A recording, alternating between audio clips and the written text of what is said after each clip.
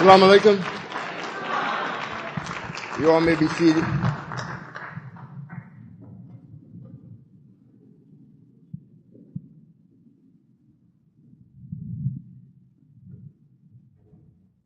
Those of you that showed up, I thank you for coming. I hope what you hear will make you a better person, give you some power and knowledge.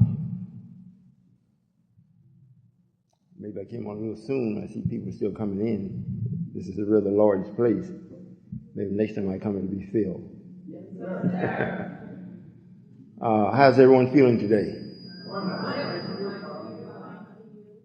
You know, I've been speaking for some time now, at least from 1993.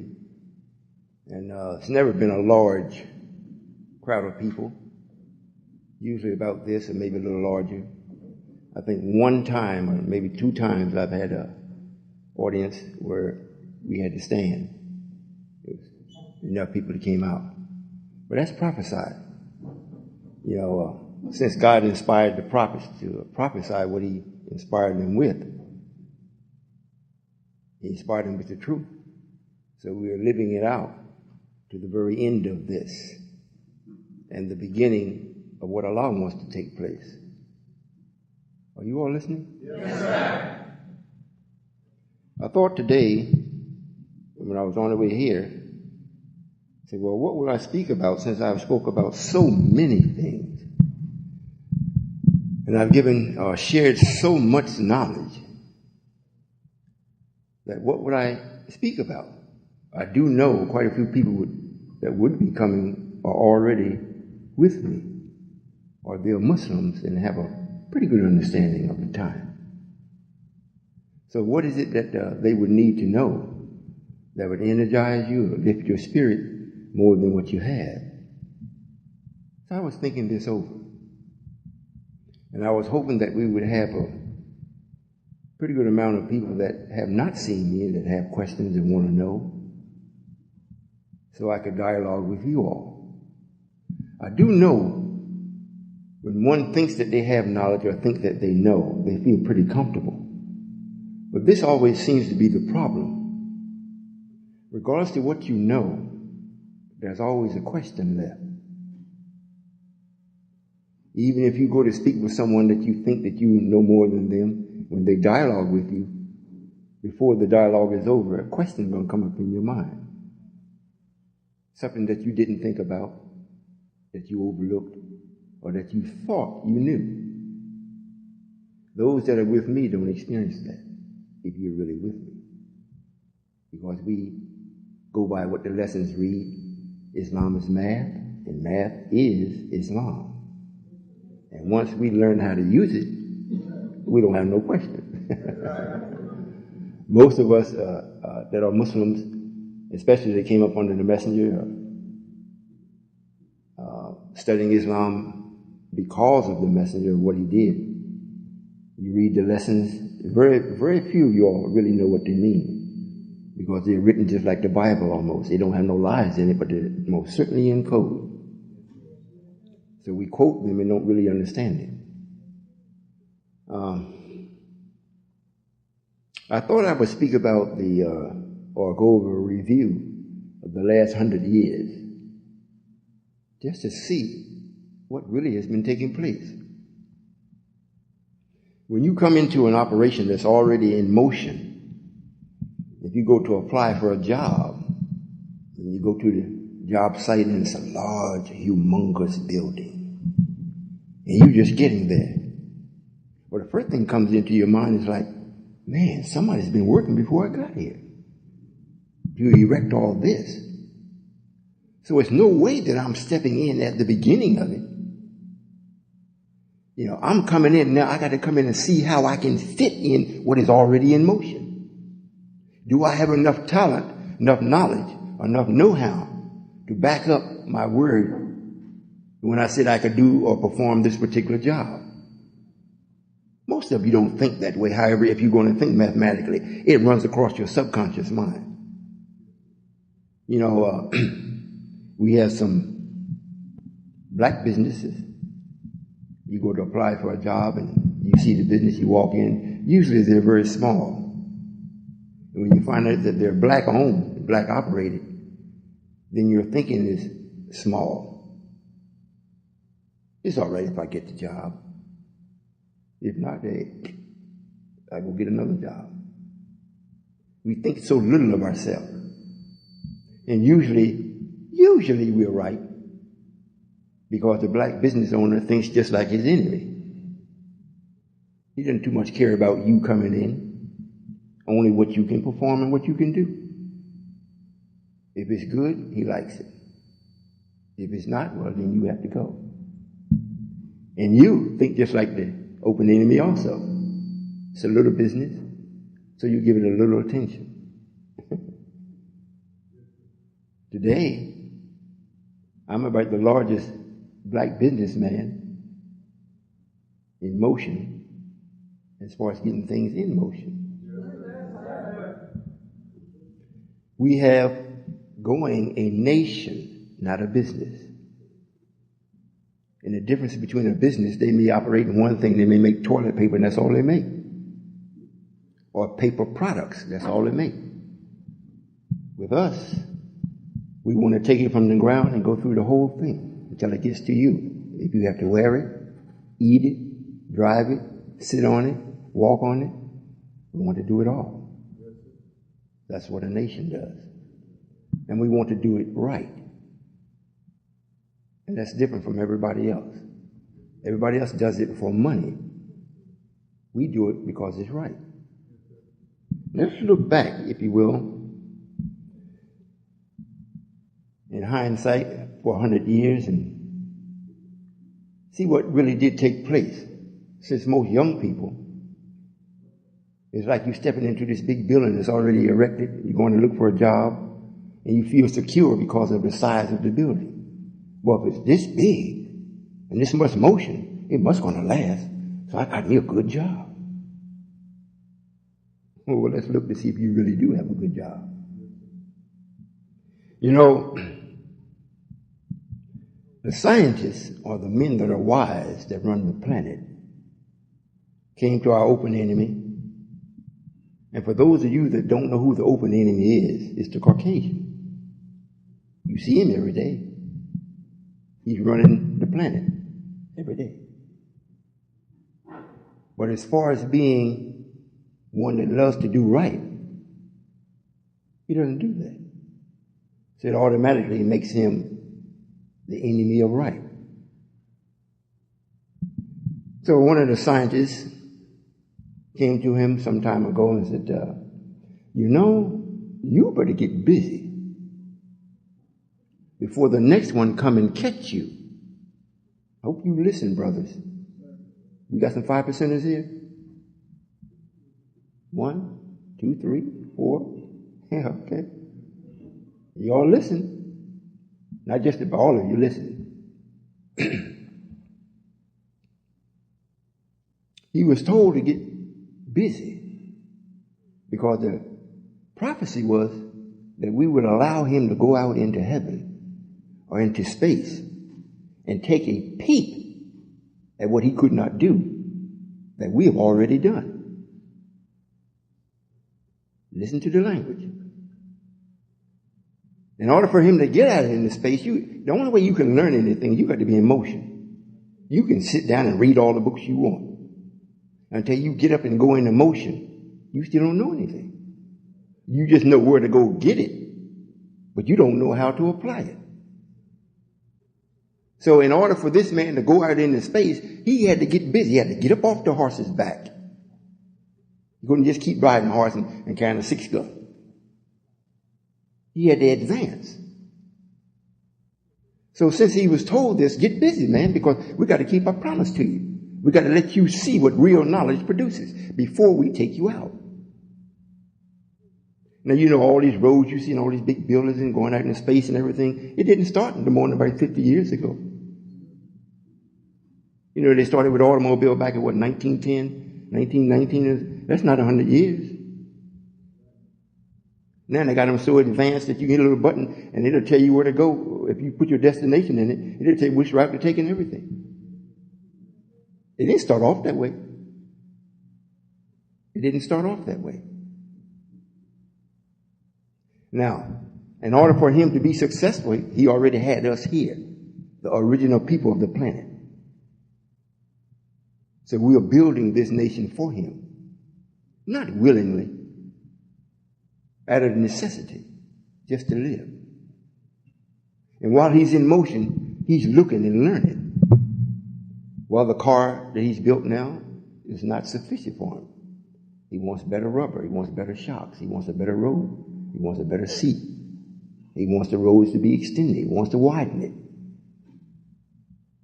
And while I'm speaking about this, I'm speaking about a form of growth. I hope you're listening. I'm not just anybody that's going to say anything. And when you leave, you didn't hear anything. If you think that way, you're going to miss it. I'm telling you, you're going to miss it. We're a month away, according to our Open Enemies calendar, from year 2000. And we're looking back 100 years to see where our enemy came from and how he has magnified his nature. And we permitted him to do this. He didn't do it against our will. He did it with our will. We wanted him to do this. We got to say he's done it. But he wasn't flying in 1901. He didn't have no airplanes. You think about it. Now he's out in space, docking. So much so he's letting you know what type of thinking he's having. He has Star Trek on, Deep Space Nine and all that. If we let him live, he'd actually be doing that.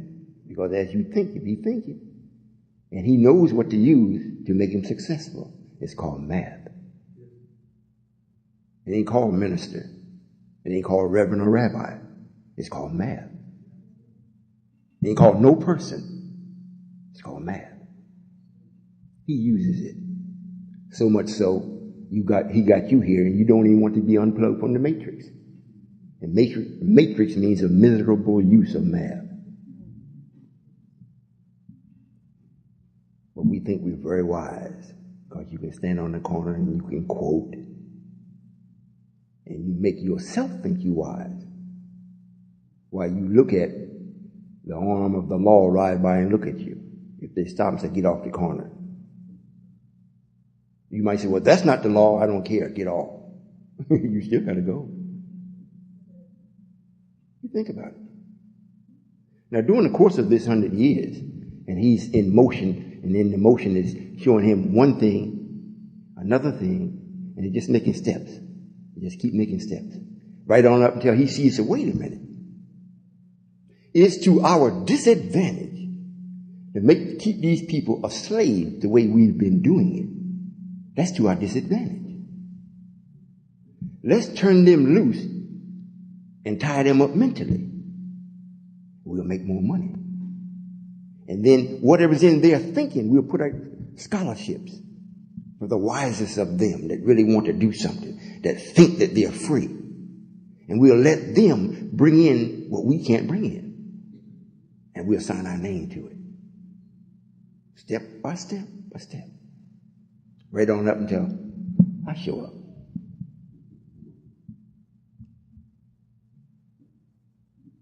In the course of this taking place, by God being a just God, he's constantly sending to our open enemy warners. Of course, Jesus had already been gone. But that's not the type of warning that he needed. He already know about Jesus. He wrote it in the book. He wrote it. He wrote it. Didn't no mysterious angel come down and write the Bible. For those of you that's Christians, and you think that every word in the Bible is from God. And you think again. God didn't write it. You're not going to find no place where Jesus wrote it. Matter of fact, it says in an association of people wrote it. Is that right? Yes. Wasn't no one man. So he tied you up and you're still tied up with that. Tied up. It's a Jesus phenomenon going on. But at the same time, this man is doing whatever he want to do. So what we did, we send him from ourselves, Marcus Garvey, Noble Drew Ali. I want you all to listen. Because this has happened, so you can't say, I told something that's not true. Martin Luther King, Malcolm X, Daddy Grace, Father Divine, all these different people have been showing up. And they was always speaking about either something that is right or the liberation and freedom of you, we as black people. And they spoke it to the best of their ability for our open enemy to reconsider. But this is what we were doing with the open enemy. As he was going forward in experiencing the knowledge that he was experiencing, it made him think, well, what they were saying and doing was irrelevant. I mean, King, he brought about a whole lot of things. So we'll change a couple laws. Let them sit in the restaurant and eat. Let them ride on the front of the bus. Who's making the bus? You see? And we'll give him a holiday, name a couple of streets after him. But while he's doing that, and you're thinking, well, he's starting to recognize us. We got a street named Martin Luther King, Muhammad Ali, but they're going out in space. So the knowledge that they are witnessing far supersedes what you are getting. But you think you're really making strides. So they don't see the gap between the knowledge that they're operating on and what you operate on is so far. It's so far apart that they don't see where they have to really lend any attention to you. Well, that's in nature. You know, and if you don't know, you should know that the white man is not God. That's right. Righteous one. If you don't know that, you're in bad shape. However, there is a righteous God. So why hasn't he or they come and intercede for us and just make this man do what should be done and get it over with? Could it be that the original God, or the one that is really God, the righteous God, his operation is so far away from what the enemy is doing that the same thing is taking place? The enemy can't make it rain. He's trying to. But just to make it rain, that's so far beneath the original God or God himself, because it's very simple to do. It isn't something that he has to concentrate on. You understand the process of what I'm saying? Yes, sir. All right, now, we're still operating in this 100 years. Now, we have a mathematician that actually comes to be a follower of Elijah, Muhammad. The messenger makes him a minister. He stays long enough to learn the theology and purpose of God for this time. And in the course of learning that, he gets a better understanding of the use of math. So he starts teaching it, math itself. And he starts to get some graduates that the open enemy can't touch. However, with all of his mathematical teaching, he don't have a place for his graduates to go and practice. So with his great learning and the students' great absorbing of his teaching, now they got to go and offer their skills back to the open enemy.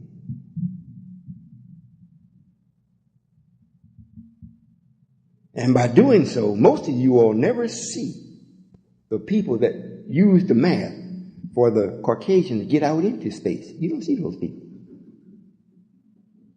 Most of them are black. And 60% that are black was his student.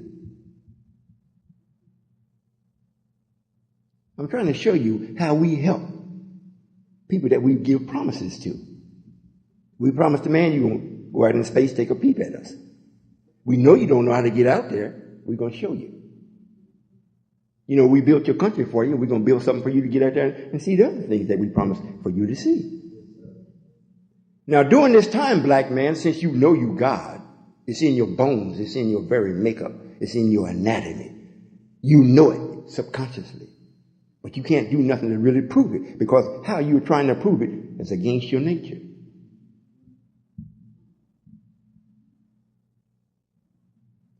So the God comes and sends different people to you to prick your conscience to your nature. And the last one that he raised up for us as a people is just as it's written in the Bible. Before the great and dreadful day, or before I come, Elijah must first come. Now, these are things that has happened.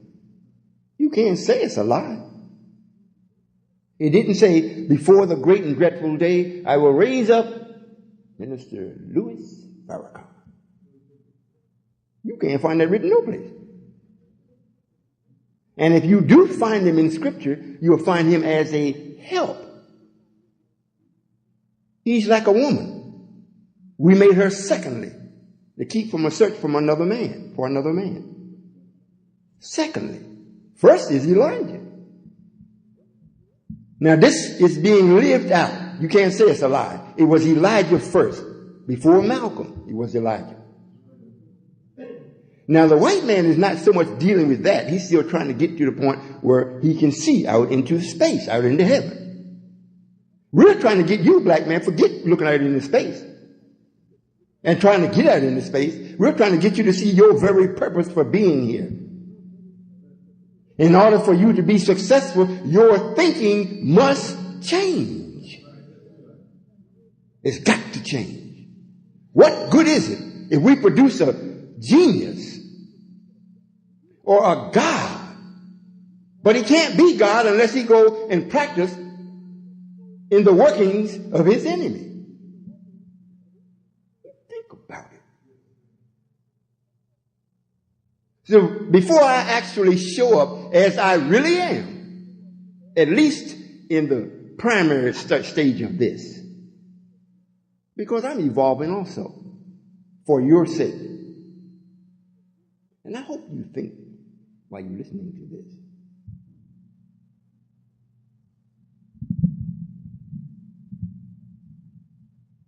Elijah was here for 40 years. Malcolm came in to give a help, or we sent him in. He was good for about 10 years.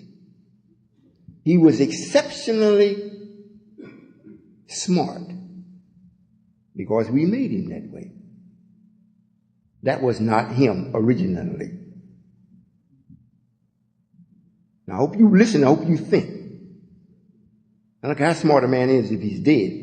His wisdom must didn't get him too much. Everybody that you've heard me name except Elijah is like almost faded away. They have nothing left to bear witness that they made any type of real impression. The lasting impression that's got any righteousness to it is Elijah. Now, after Elijah passed, or we took him, it's also prophesied that we would also give him a helper to make sure that the ones that followed Elijah could be reminded. So we call this person a reminder. Not a God, not an honorable. In one book he's called Gabriel, the one that blew the trumpet. But he's a reminder. However, since most of us are very young that is active today, don't know what happened in the last 100 years. The white man is not so much looking for God to come and do anything to him. He wrote the book. He already knows what's going to happen. He wants to set the situation up where when God comes to do it to him, he's going to get you too. Because you just like him. You may be black, but you're a black white man. So much so when God comes before you, or even if I send somebody, if you just hear about Solomon, a lying person, if you just put on a piece of paper and put up on a poster, people come snatch it down. Like that is just so detestable that if I allow it to stay there, someone may die just from looking at it. I can't let it remain. That's it. There's no way in the world. And when you do that, as a person or as a people, you listen. What you're really saying is, I don't want God to be black. And you're also saying, I have not studied the scripture. I have not studied prophecy. And if I did, I didn't like the outcome of it. That's what you're saying. How are you that's just got here going to change what the prophets predicted and prophesied before you got here? How are you going to change it? You're not prophesying anything. You live in prophecy out. There's no more need for anything to be prophesied after the prophets made the last prediction that in the end God would come himself, be styled as a lamb slain from the foundation of the earth.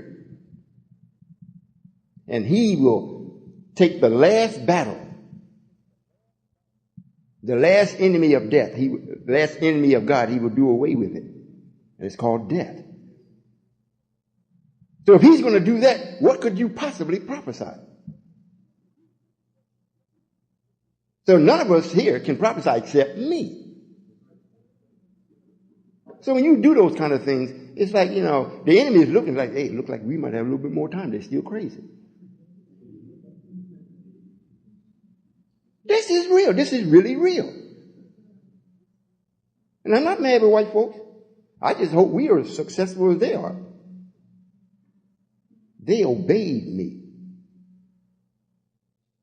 And we said, let's make man. Make him like us. Make him our vicegerent. Give him power. So much so he can rename the angels. He did just that.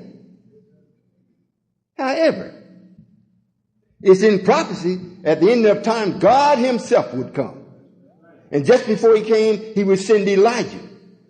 And Elijah was to turn your hearts back to good sense.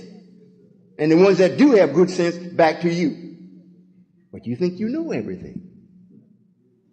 If you want to see where Clarence X is in Scripture, there'd be many people standing up saying that they're the one. And they're not. He was one. You got Malachi York, another one. And after all the people that you've heard me name, which one have changed anything?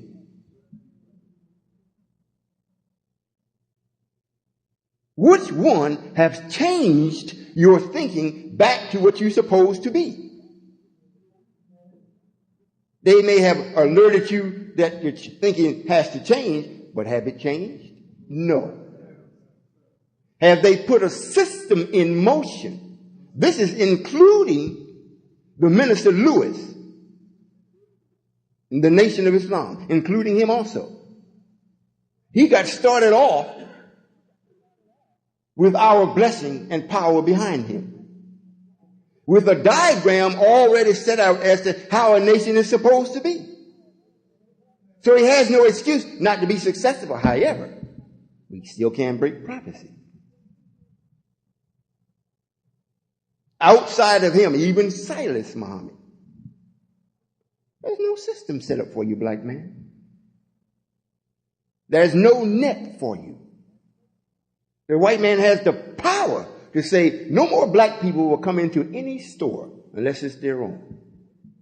You can't get in. No more black people will partake of our energy, electric or gas. What you want to do? No more black people will be able to drink the water that comes from our distilleries or from our water treatment plants. What you going to do? If you're not living on the farm, got your own well, and planting your own beans, what you going to do? You going to call on Malcolm X? You going to call on Master Farad Muhammad? You see how silly we've been? For 100 years, we got to, you can't look back further. We can look back 50,000, 70,000, 72 trillion. But it's not necessary. Just go back 100 years and see what has really made any type of impression for you for this time. You can't say it's no one except Elijah. He was here 40 years. And even against everyone's will that he was be here or do what he was doing, he lived 40 years and taught. And then when he passed, he did just that, passed. Did nobody kill him? Martin Luther King was talking about hugging the enemy and kissing him and getting married and calling him brother. Blew his brains out. Elijah was saying, look, I'm not saying it, but God told me and then backed it up and proved it to me that you're the devil. Now, if you're going to get mad with me, you're wasting time. Get mad with God. But I serve God. So I got to do as he commands me to do. I got to tell you who you are and tell our dumb people who they are and what to expect. Now, if you're wise, you'll take heed. And you will change your activity, at least enough that it's noticeable that you're changing. And if you do, the God has got to reward you. He can't help it. It's just his nature. However, the thirst for the next step, like the knowledge is in front of you, or you see the mad scientist, he got to get to this next solution. He's working all day, all night. He's not eating. It's like a narcotic to him. But the thirst to find out what makes a snake turn colors. Why has the alligator got so many teeth? I mean, you turn on Discovery. The man is always looking. He's always searching. So that far superseded him paying any attention to God. Now, black man, you got to turn around and do the same thing. Your search for freedom has to be of such that nothing can deter you from that. And you have to have enough knowledge from what has already taken place to have an idea when it actually shows up or presents itself, the opportunity for you to actually be free. You can't be free if you don't have nothing. If you don't have no land, no knowledge of the land, no water, no willingness when you find it to operate it. I can speak this because I'm living it. I have a nation. I doubt if it's over 300 people, 400 people that's actually running it. It's like it is prophesied. I got so many things, but nobody to work it. Like the prophet said, the harvest is ripe. The laborers are few. God's path is straight and narrow, seldom traveled. But the road to hell, that bad boy is broad and crowded. And is paved with good intentions. So I don't get upset because prophecy is being lived out. You see? So all of the knowledge that you have, all that you think that you have, if it cannot produce a system for you that is going to make it something that a foundation, If you got the knowledge to know how to do it and not doing it, you should be penalized for stealing. You got all this knowledge and won't use it. Are you all following me? Yes, sir. Now you got to bear witness. It makes it look like God is real weak if you look at it this way. From Marcus Garvey, Noble Drew Ali, all the people, Fannie Mae, Hamer, or whatever her name is, and Martin Luther King, and all of the leaders, all of them, everybody that you can think of. All the radical leaders and whatnot. And if you look now, if they were for black people, even Baldhead Khalid, they used to be in the nation. He's going to strap down his AK. He's going to do it. He's going to. All this. Ain't nothing happened for you, black man. The only thing that has happened for you is Elijah. Now, after Elijah, Solomon steps up. The real Solomon. And in the books, there's two Solomons. One was a physical son of David. And then the other, the Lord told David, I'm going to bestow a son to you, and his name shall be Solomon. Meaning that didn't come from his loins.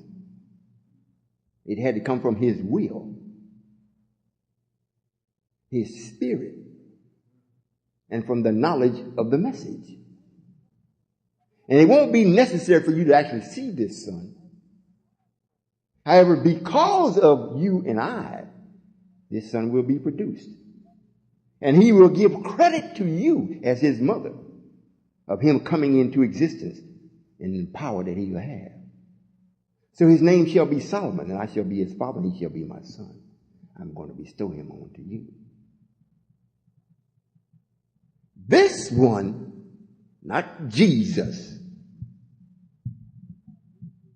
not Rev Mike, not Minister Louis Farrakhan, not Silas, not Jan Muhammad, no Muhammad, is going to build my house except this one, Solomon.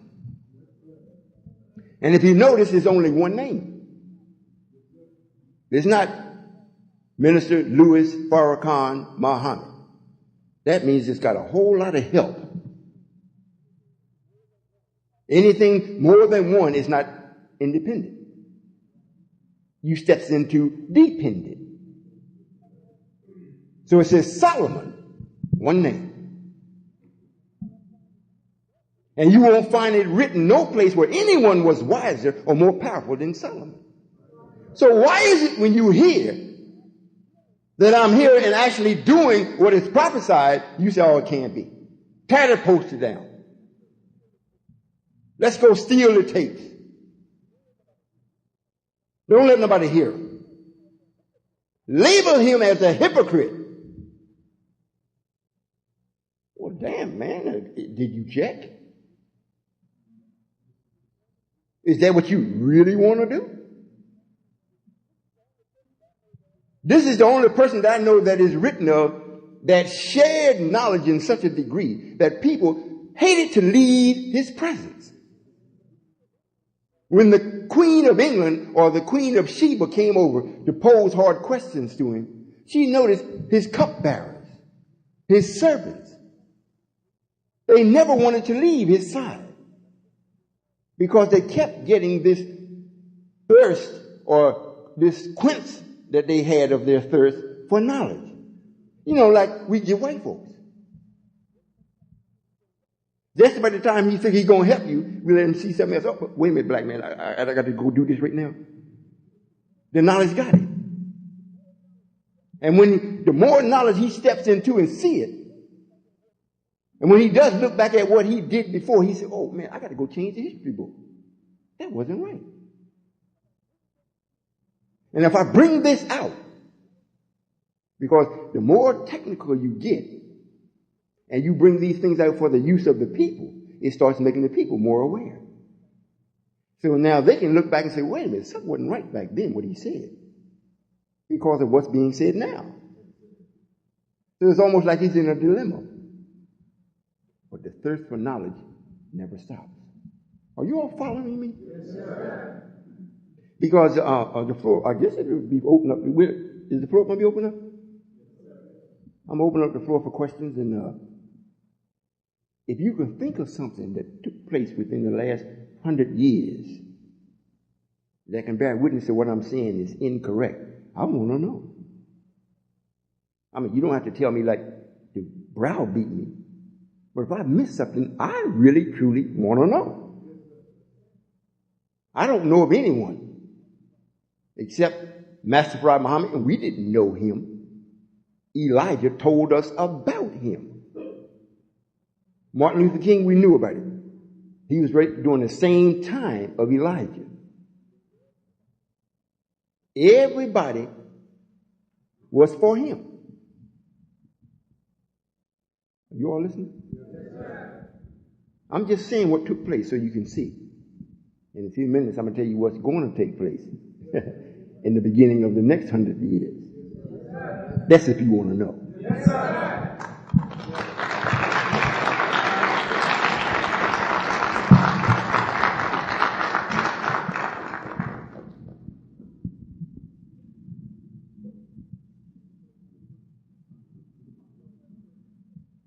You know, when I first accepted Islam,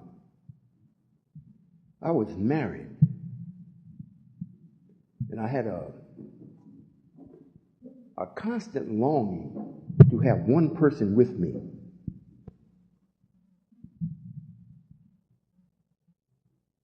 Wonder what happened? That's strange. Well, nevertheless, it's like you may curse today, but tomorrow's still coming. It's going to be another day. So if you're wise, it'd be best to make the best use of today, so you'll be comfortable tomorrow, because it's most certainly going to show up. I hope I haven't said anything to offend anyone, but if I had, hey, that's your problem. If truth offends you, you came to the wrong place. I hope that I'm absolutely wrong in my assumption, but I don't give assumptions too much credit or too much attention. I just thought I would mention it since I've seen activity exiting instead of entering. You know, this particular day that we're living in or existing in is extremely important, because now we're coming up to the nitty-gritty of what God has said. Not what you said, but what God has said. And since you can't make him a liar, why try it? Why not be in his rhythm of things? So this way you'll be on the safety side. But to think that you are just as much God as what I am, because you're looking at me and you're seeing it. It's written. In the last day you will see it. You'll talk with you, you'll talk with him. It's written. If you don't like the word God, well, that's why I say Solomon. I said, the others start saying, writing Solomon a lying person. I said, well, yeah, okay, you can let it go that way. I just said Solomon. But if you just studied the title or name Solomon, it means God. It means the God. I was reading in it. Well, I wasn't reading in it. I was talking with a brother over the internet. He's going through the Quran, and I forgot what chapter or surah it was in. But it talks about me there very favorably. They allowed Solomon to command the winds and everything else. And he could do with it as he pleased. And he didn't have to answer to nobody or nothing. Who could that be?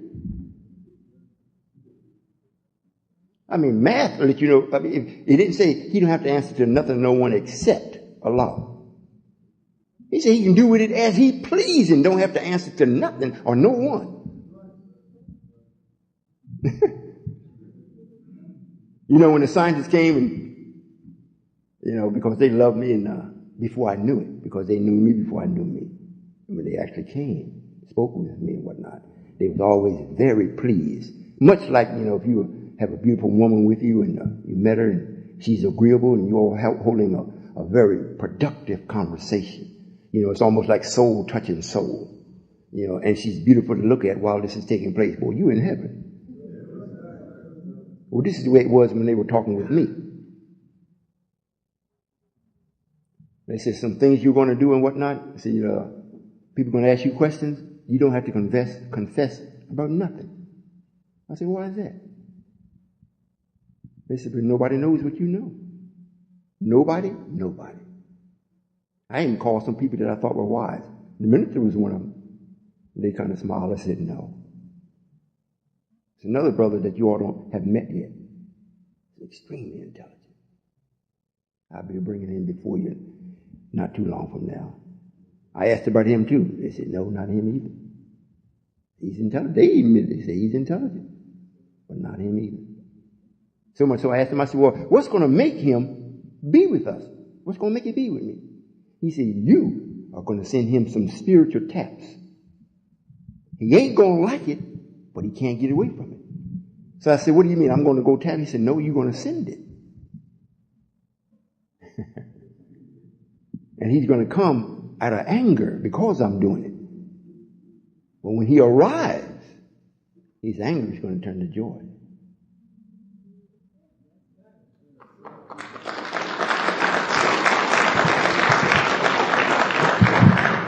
How many of you all are under the impression that I just stood up and made myself God? Since nobody else is being God, I just stood up and said, well, I'll be God. I just started talking that I'm God. You all think that? Well, that's good. I'm glad you didn't think that way, because it didn't happen like that. I have a lot of things to do. A lot of things to do. This may be my last communication or speech. And I don't like to call it speech. Sharing of knowledge in a public forum in this century. It's very possible. So it may be good that you get this tape just for historical purposes. You're not going to find anything on it that's going to be wrong. And if you listen to it, and the more you listen, the more you will see what you got in your head. It'll start magnifying. If you don't believe it, try it. I have many other tapes. And perhaps today that's why maybe I'm speaking to you all as children or my friends. Because I've spoken and gave so much knowledge before now. I mean, I gave some knowledge from Pluto to the sun. I didn't leave out not one planet. And then some other some other galaxies, star systems, and even the Milky Way, even to the edge of the planet, even different states in this particular country, in this north corner that we're buried in. It was the grip of Solomon that pulled, Lazarus up, or the dead man out of his grave. Haram Abith, or whatever his name is. You think about it. Think about it. And you all should be here in Buffalo. You should seek out our study classes and rush to them. If you don't have money, fine. Come in here. Let us share with you some knowledge where you can get some money. And this is what I do as being God. And I love to do this. I don't very rarely have the opportunity to do it because it's hard to find anyone to do it for.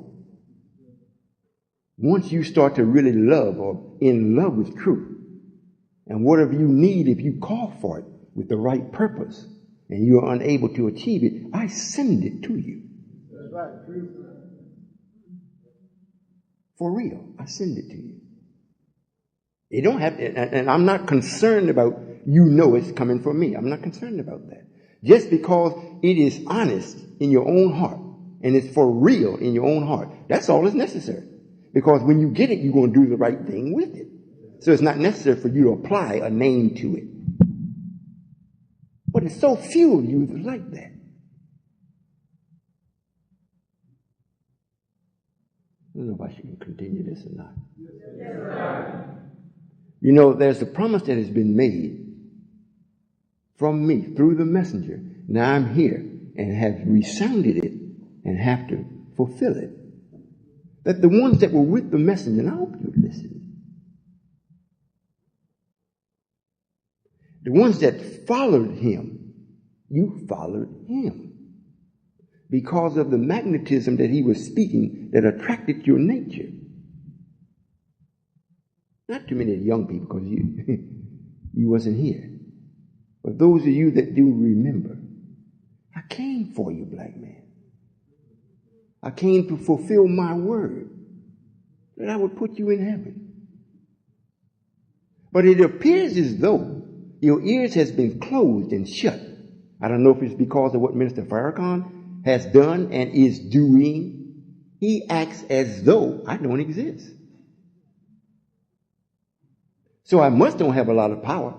I can't take back or get his attention to even be recognized. Well, does that speak against me or for me?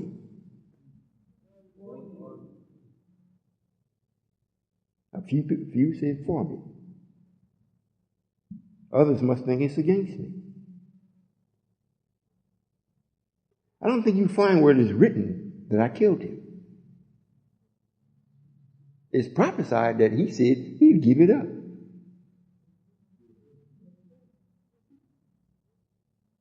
However, I didn't come for him either. I didn't come for him. Matter of fact, when I gave him to the messenger, I told the messenger, that's your prophet. He is not mine. Because I already know he's a rascal.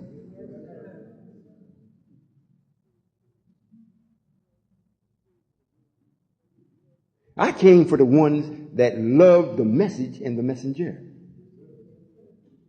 And in the lessons, it stated it before the messenger even got started. It's not going to be no more than 144,000. Although the messenger said, I think I can get them all. He thinks he can get them all. The prediction is that it will be no more than 144,000 that would actually make it to heaven with the Lord. I came for you, black man. But you're hiding for what? You want to wait until I send the wrath to make you come? That's very easy to do. That's very easy to do. Matter of fact, let's take a look at it. Most of what the open enemy has done, he's done it based on consistency. Even reporting the weather. Even the different seasons or different growing zones of the planet. He does it before he makes it a law and says, this is it. It has to perform for a certain number of years at a consistent base before he say, this is what's going to happen. You follow what I'm saying? Yes, sir. Well, let's look at back in the beginning of the 100 years. Most everything was for the advancement of our open enemy. It had a lot of sunshine. The earth was rich. They go by and drop a seed down, something just grow up. Countries from other parts of the world would come over and do trade with them. They were so amazed at this particular land. And then the richness of it, of its wildlife. It was constant. You may have had an earthquake once in a while, but that wasn't the norm. It was so seldom that it was hard to predict when it would take place again. However, as the 100 years proceed and get closer and closer to its conclusion or to the end of the 100 years, all of the constants has changed. It used to be, in making the weather, it has to be something like 30 years of consistency before they make it a law as to what will take place. Now, they can't go 30 days. They say, well, it's a 70% chance of rain. 50% chance the sun will come out. Chance. What happened? We're living in a transitional period. From wrong to right, from ignorance to light, to knowledge. And in order for us to be successful to be right and be God's with the proper respect of the laws of the universe, all of the celestial bodies that is close to this particular event in history has to change. We changed this out of its form to make sure white folks were successful. Now we're changing it back to ensure our success. So what used to be a norm is no longer normal. Even having a child is no longer normal. The doctor scared the wives or the mothers to death before they had the child. Go have this. Go take that. Have this sonogram. Have this. A whole bunch of stuff. They're just scared to death. When it's something that's natural. But what did they do? All of their behavior since they've been here, and especially the more knowledge they got, the more technical they got with their devilish behavior. So now you can't just go home and have a child. It's too many things that will go wrong. But as many things that go wrong, he's come up with a way to counteract it, but you got to go to the hospital. So when all these things that they're doing to counteract what they already have done wrong, now it's a 50 or 70, 30% chance that the child come out healthy. Am I lying? Now, with all that, all the people that I named before, what have they done to ensure that your woman can have a child that's healthy and don't have to go through that? Nothing. Absolutely nothing. I was told about a picture on the final call with the minister, the Jews in his home, in the palace and whatnot. And the palace, for those of you that are with him, that's following him, that love him, even you all that are his enemy, the palace does not belong to him. It don't belong to no black man on this planet except myself. It was erected and built especially for me. Since I'm building the house of the Lord, especially for him, he built a physical dwelling especially for me. And he's let the one that is supposed to have the authority to do things at a specific given time to reside in that place until the time had expired. Are you listening? Yes, sir. Because it's good that you know this. That's all right. Let him sleep. Let him sleep. Don't, if you come to take a nap, let him sleep.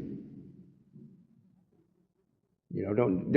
And I've gotten to the end of that. If everybody comes up, every seat here was filled and everybody decided to take a nap, hey, go ahead and sleep. I'm not going to stop doing what I'm doing. Now, if you didn't hear that Buffalo is going under 3 days from now because you were asleep, I told him. You were asleep.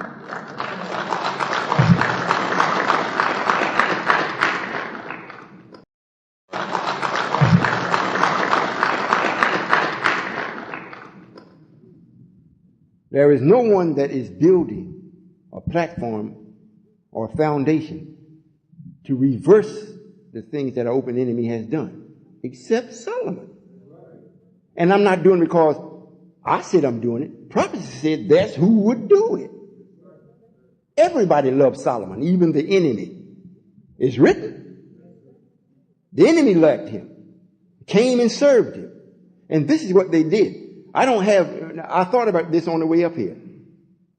I said, I personally don't have too many bills. I mean, I don't owe a lot of money, personally. I really don't. I don't think I owe nobody, personally. However, in the history of Solomon, it reads that out of the 12 tribes, Solomon never had to pay for anything that he did. Each month, one tribe took on the burden of what Solomon had to buy, sell, or whatever. They paid the bills. That's pretty good. So that means for 12 months or 11 months, all 12 tribes could take and use their money for what they want to use it for. Just 1 month that they took care of Solomon. Just 1 month. So I thought to myself, I said, well, we don't have no more than, I guess, about 5 or 6 temples. We got quite a few study groups. I said, I don't owe that much. I wonder if each one of them would pay my bills for a month. I'm not asking you to do that. I'm just saying what I thought about.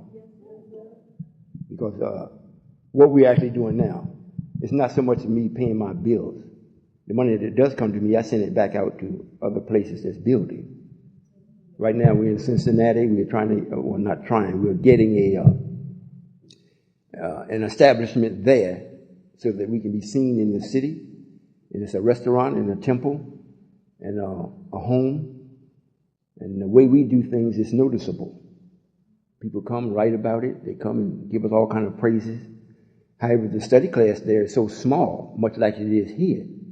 You know, the black man is so slow in recognizing. You see it.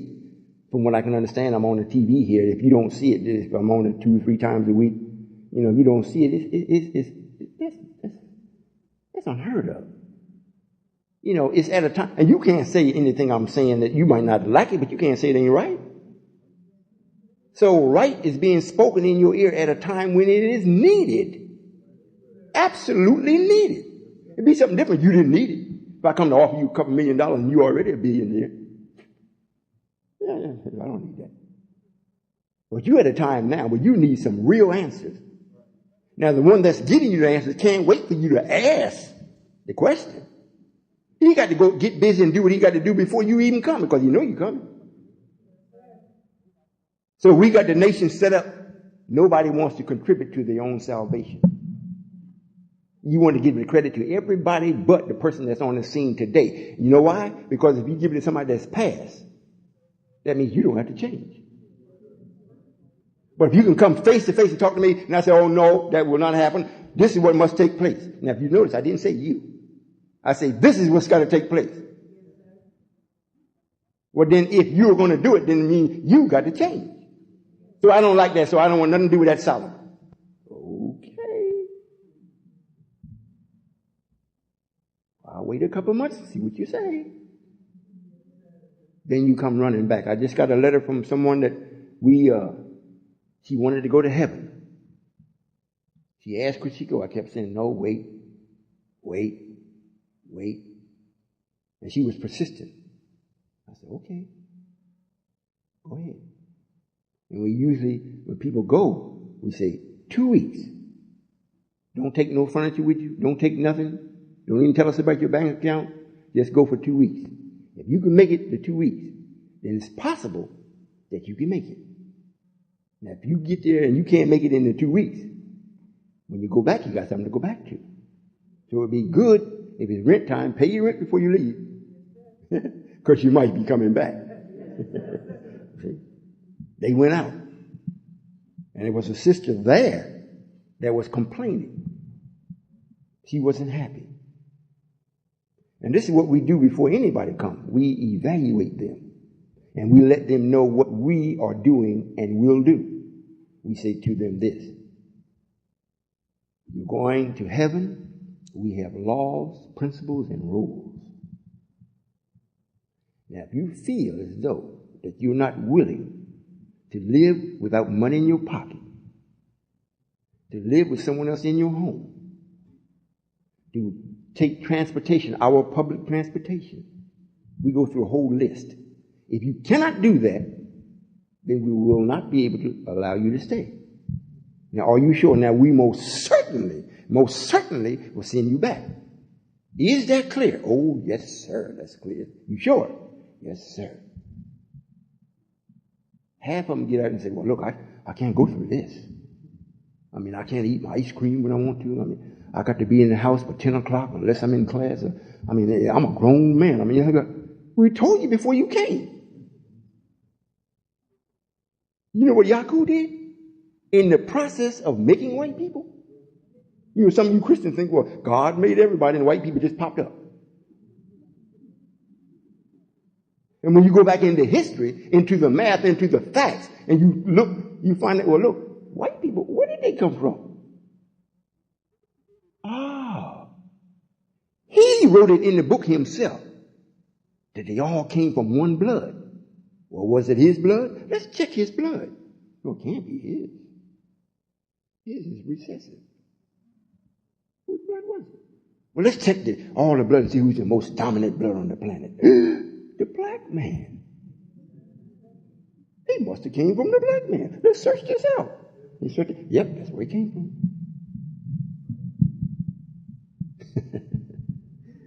I'm having fun, but I'm not.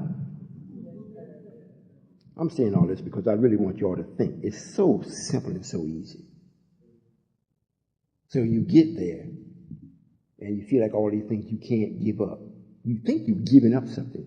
You're not. You're letting your unwanted nature go, and we're helping you. So the sisters saying to this other sister these things. So she decides to go back, and she's going to get her things and come back. We even scheduled the time to go pick it up. We got our own transportation. We don't have to call no moving company. We go move it ourselves. Put it on our truck. Take care of it. Can't find the sister. Don't answer the phone.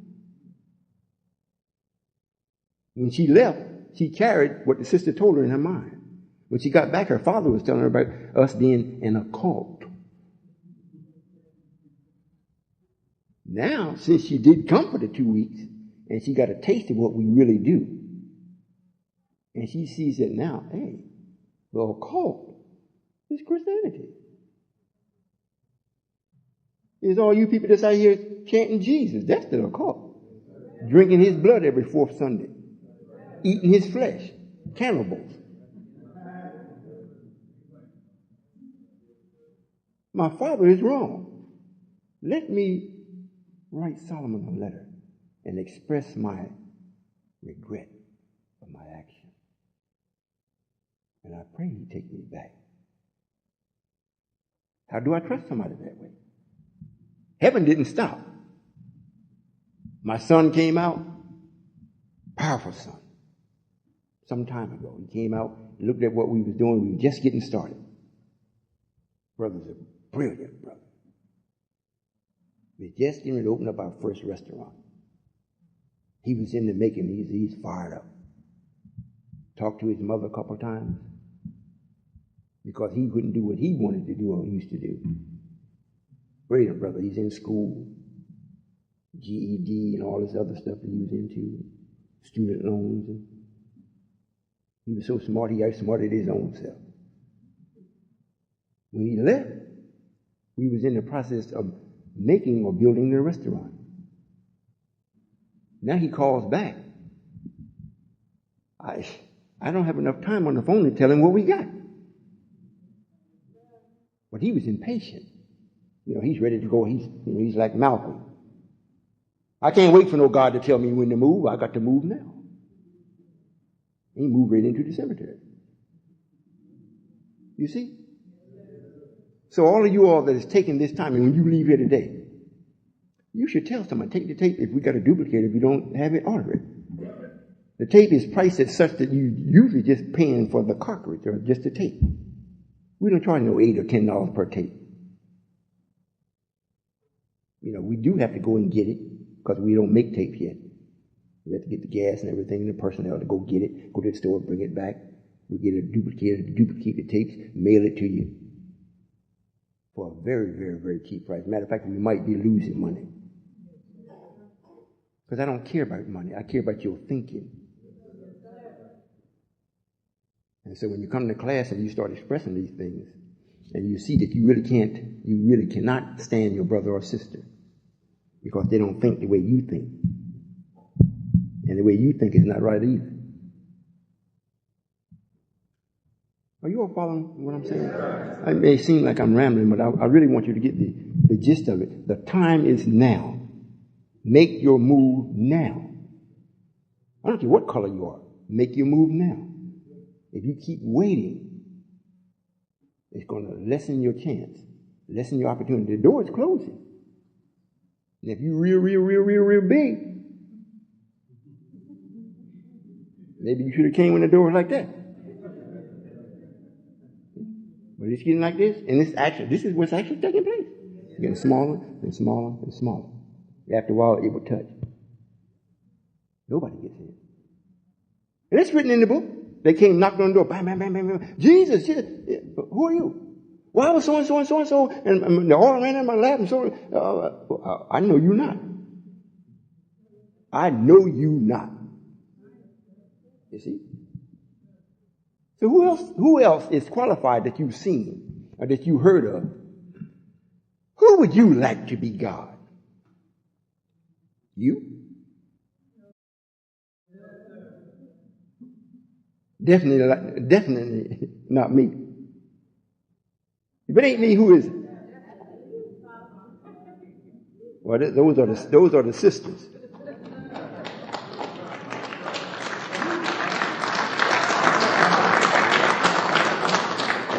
Out of the brothers, what are you thinking? I asked a question that you should have already formed an opinion about. Not from the 2-3 minutes that I've been here. But the question is, who is God? He seems to be your God? It seems to be an elusive person. Who is God? And who don't mean everybody. It has to be a person. And that person has to have that mind. It ain't just floating around. That's the question that you should be able to answer, but you can't. Because if you answer it right, it means you got to change. So you don't want to change. So you want to put all these spooky bean soup scientist answers. You know, it's a mind. Yeah, God got a mind, and it is the mind. But it's housed in a particular being. So maybe I should ask it this way. Who is the supreme being? Now, answer that, say, well, it's the mind. The mind is not a being. It's a part of the being. If you're not the supreme being, and the supreme being automatically, mathematically adds up to be Allah, all in all. So we can't say, well, everybody's Allah, like the 5%ers. Everybody's Allah. All of us Allah. It's all Allah. Well, forget about Allah. Let's ask, who is the supreme being? Let's name him. Got to be able to name him before 2000. If you don't, you're in a world of hurt. You're in it now and don't know it. After 2000, you're going to know it. But you still don't know who the supreme being is because you're thinking it is you and your partner. Me and him together, we bad. But if you stop and look, you ain't doing nothing that you take advantage of every day. If you get up and eat, where you get the food from? If you go to the bathroom and expel what you've eaten, where does it go? Who cleans it? And if you buy it back as organic fertilizer, who are you buying it from? Who processes it into organic? And the water that you're drinking, who's making sure that it's drinkable? So all this knowledge you're talking about, what you doing with it? If you're the supreme being, I am. Now let me tell you what I'm doing. Yes, sir. Yes, sir.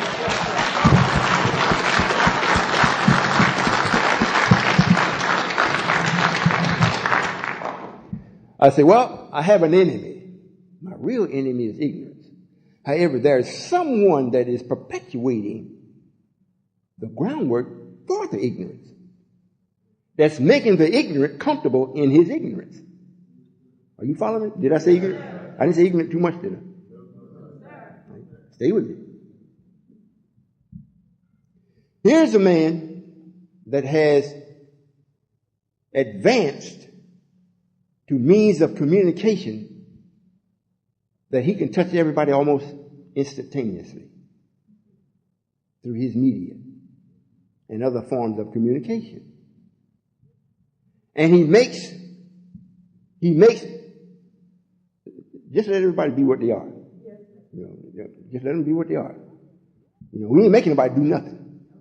I have grown into the reality that I am the supreme being.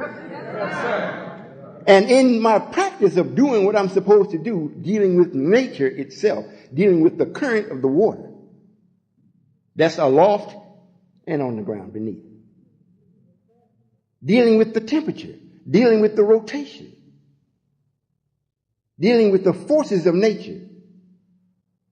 This is what I do. So I don't have to deal with you, because you ain't never learned how to deal with that. So if I'm sharing, not forcing, if I'm sharing knowledge with you, I'm setting up a foundation for you, not for me, for you. Because the house I'm building, if you notice, the Lord say, you build my house. He didn't say you build your house. So I ain't building a house for me. It ain't for me. But you don't think that way. I'm commissioned to build a house for the Lord, for you. My own house, it said it took him 13 years to build his own house, but God didn't say for me to build a house for me. So I want you to think about this. So when the rain comes, or just the current and the pressure of the air, which we allow our enemy to navigate on, if I just change it for a second, you know, an airplane don't have to crash and hit the ground to kill everybody. It don't have to crash and hit the ground for it to be busted up. Do you know I can allow them to do what they do and take the air from under them? There's something that's changing. Let's look at Kennedy's son and his death. It's a mark. Let's look at the technology that the man has come up on now that cannot keep his planes in the air. Let's look at the mentality of a person operating a ship. He forget to close the doors. The structure of the ship was very good, but the mentality of running it was bad. Arrogance, which we got so much of. We're so sick with it. We're so arrogant. Think about it, black man. This is what I do. I keep my enemy in check, and I keep doing things that I promised him I'm going to do. Such as, every wheel that you have in motion, I'm going to let it slowly grind to a halt. A halt means stop. If I'm doing this and you're not doing it, and you don't see me as being the supreme being in your best interest, do you think you're going to come into what we got going on? You can forget. Feel like, well, I'm black, I should come in too. When you had all the opportunity to come and lend your knowledge, your ability to the foundation. Well, no, you can't do that. You're too busy arguing. You understand what's being said? All right. For those of you, the reason why you have not been seen going to heaven with your Lord is because you haven't came. I'm not to go out and hand-pick the 144,000. They're to be attracted. So I'm saying today, those of you that hear this and hear this tape, you better make haste. Because you're going to come, if you have to come limping, with one leg, one eye, one tooth, you're going to be coming. It'd be best that you come with all of your parts. So we won't have to let you be missing them for a while before we renew them. Are you listening? Yes, sir. You're not going to make me out of a liar. So why not take advantage of what's offered to you so you can enjoy it? And everybody that's with me,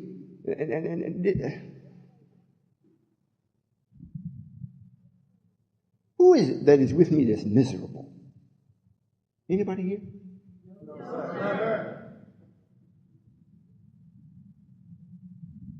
Who is unhappy? Who is it that is still ignorant and you're with me? Who is it that does not know where to go or who to talk to when you're in trouble? That's with me. Nobody? Well, if you're telling the truth, I got a pretty good record. And I haven't started yet. You can't say I've really started because look. This little thing, it's like the size of sperm now. I heard the minister talk about the little farmland we got and tractors and, the mill we got and coach buses and restaurants and supermarkets. But to you all, that don't mean nothing. Evidently, I ain't done nothing. We did this with a couple hundred people. Can you imagine what I would have done if there was 1 million? What would I have done with the proceeds that came from the Million Man March? Just from them holding it up and passing the bucket around and putting it in. What do you think what I would have done? We might own this place. You have something where black people go and be theirs. And once you start experiencing that, I hope you listen. I don't know where you're getting bored. Once you start experiencing that, it's like nothing that can take the place of that. And independence. You start being that. You got something now that you can really fight to maintain, to keep, to hold. If you want to get rid of it, you negotiate to the person that wants it. You negotiate. You draw up your own contract. Because it's yours. And the way we do things, our enemy takes a look at it and he says, man, this is really phenomenal. Let me see how I can help them. Maybe make a buck in the transaction. They come that way. If they find that they can't make a buck, then they say, well, we'll help you anyhow. We were going to give you 5,000, but we'll give you 100. It's 100 more than what we had. You see? So we can say yes or no, same way they do. I want to take this from you. I want to take this building. No, you can't have that, Solomon. Why? Well, this building here is not for sale. We're just keeping that, and it's just not for sale. Oh, okay. He got a right to say no because he owned it. And if I really, really, really want it, then I have to talk to him in his sleep, and he called me back and said, well, do you still want that building? Yeah, you ready to get rid of it? Yeah. Okay, we'll be down and negotiate.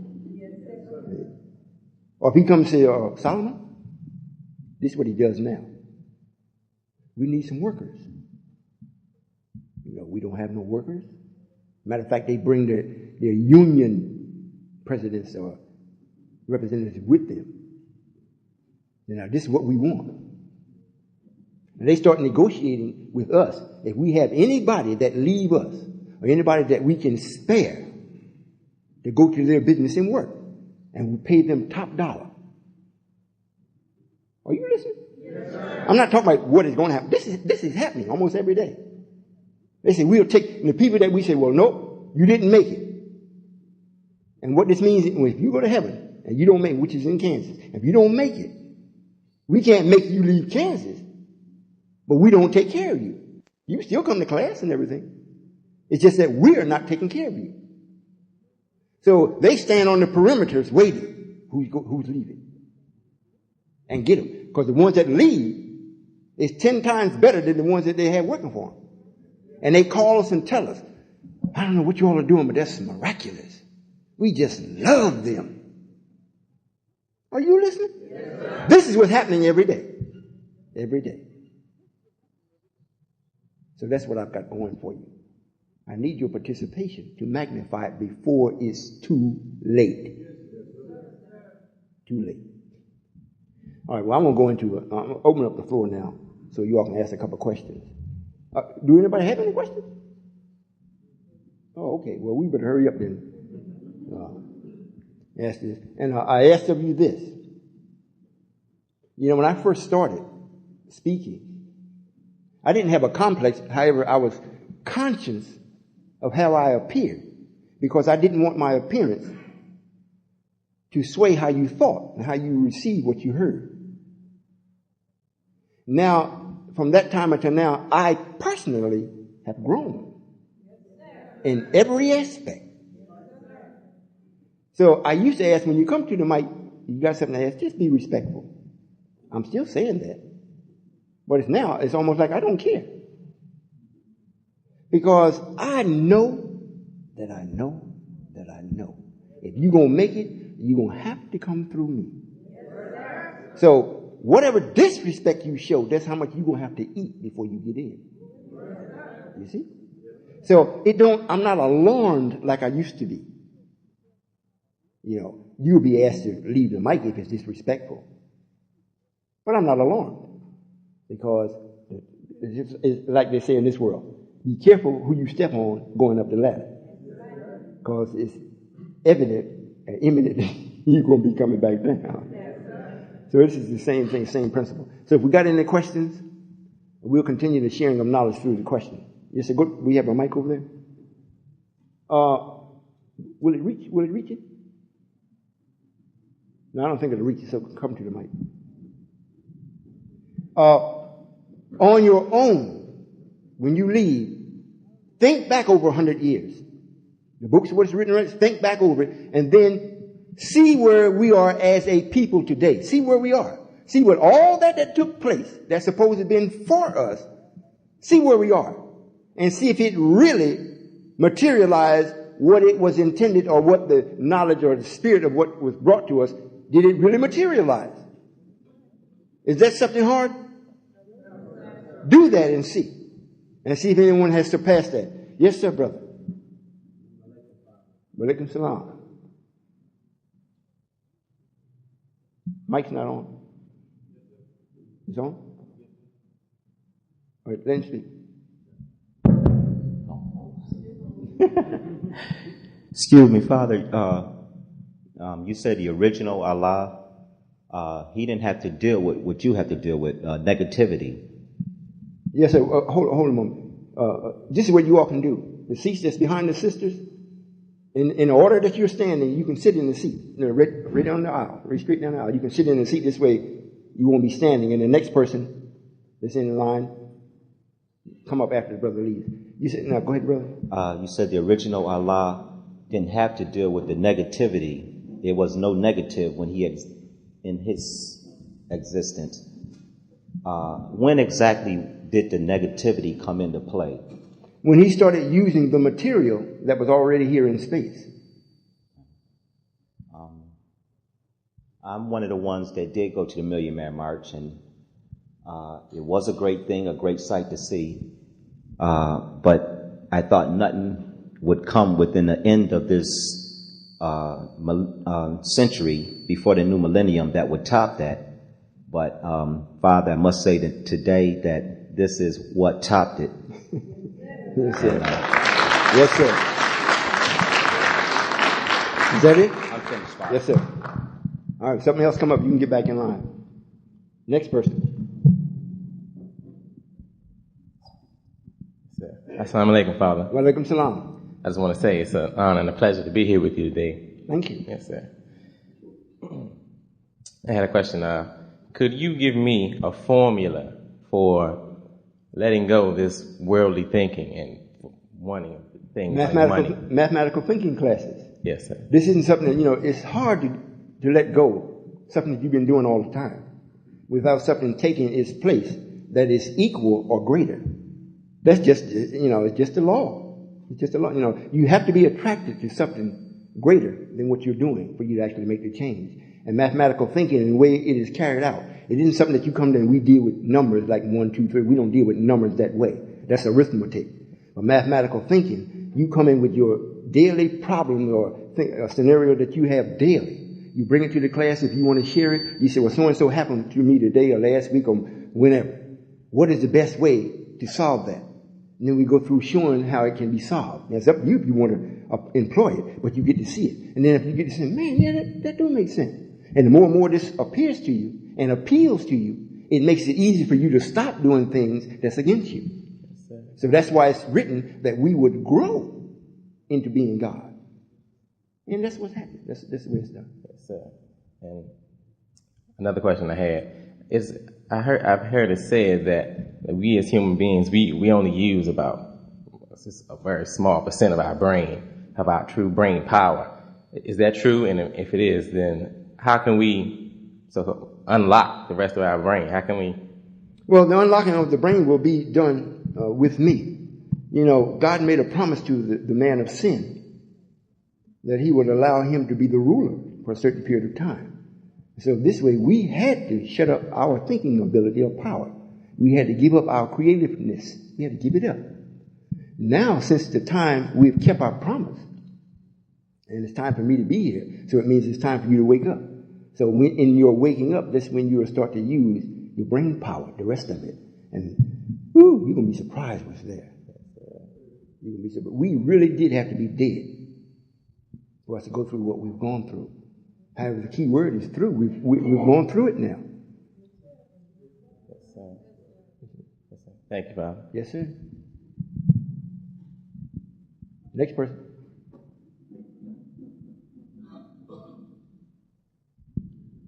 Assalamu alaikum. Walaikum salam. I would like to start this off. This is an honor to meet you. Yes, sir. And I also would like to say knowledge as a greeting amongst the 5% nation of the gods and earth. Yes, sir. Now, I have 3 simple questions. The first question is pertaining to, you proclaim to be the all-seeing. So I'm asking what is my righteous attribute? What is your righteous Yes. attribute? I would have to see you. I mean, really see you. From here, the light is in my face. I see you, but I don't see what I need to see to tell you what your attribute is. You understand? Yes, I understand that. I was wondering if you're wise, you will have a name for me. So that's why I was asking. That's why I asked. I'm going to have a name for everybody that is truly with me. You know, I'm not going to just give out names to people that have a good will in their heart or whatever. I have some knowledge. The name that I give you has to be right and exact for that particular entity and the attribute that you really are. So I would actually really have to see that. However, at this particular time, the people are coming so slowly. I haven't stepped into that yet. In other words, when we do come together and start to really build, be busy like the ant, then in order for me not to be offended, I will personally have to give you a name that will actually indicate to everyone else who you really are. So it will save a lot of time for us guessing. You know, if a name indicates exactly who the person is, and everybody knows the meaning or definition of the name, so when you say, well, what's your name? You say, my name is Abdul. We know exactly what it means. So, you know, I don't need that person just yet. Let me go to this. So it saves a lot of time. Okay. I'm still having 2 more. Yes, sir. Now, in the actual facts, it states a lot of mathematical measurements pertaining to the universe, Yes, sir. pertaining to the weight of the earth, Right. you know, and some other of the speed of thought. Now, I would like to know not just the answer of how you brought this answer into existence as the equation of it. You like know how I Yes, it's derived like, that? it's like if it's like, for an example, if I tell you 2, that's the answer. I'll be like, oh, you know, you'll be like, all right, fine. Well, how you got to 2? I need to show you how to add to 2. So I will say, okay, 1 plus 1 equals 2. Right. See, that's the equation in which I would like to learn of how they calculated the speed of thought, how they calculated the denominator of the universe, the circumference, the weight of the planet Earth. Because if I just look at the actual facts and take it for face value, that's what I'm be doing. If I don't know how to interpret it. Yes, sir. Well, what we do, the lessons and the numbers that we have in the actual facts and whatnot, a lot of them really refer to something else that's spiritual and not physical. However, now getting to the weight of the earth and the diameter of the universe, that's very easy to come about. You know, if you just from the formula of adding, subtracting, and multiplication, you know, if we take say sperm, and we know what it's for, how long it takes to develop, and what it will weigh when it reaches its fullness. The same process is done with the earth when it was being put together. The earth is not the first planet. Matter of fact, it's the seventh planet. So we had 6 other planets before we got the earth to practice on how to do this and be exact in our measurements. So we start off with something small, and we can add to it. We can already know what it's going to be. It's much like prophecy. So-and-so time, so-and-so is going to happen. And at the end of that time, we're going to give white folks 70 years as a mercy to them, because it's going to take 70 years for the message to sink into the slow thinking of the black man for him to wake up. So at the end of 1914, when the time for white folks' rule is up, we're not going to just kill them, because the black man is still dead. It's going to take us 70 years because we know the speed of thought or the receptance of it. So that's how we can determine how long it's going to take.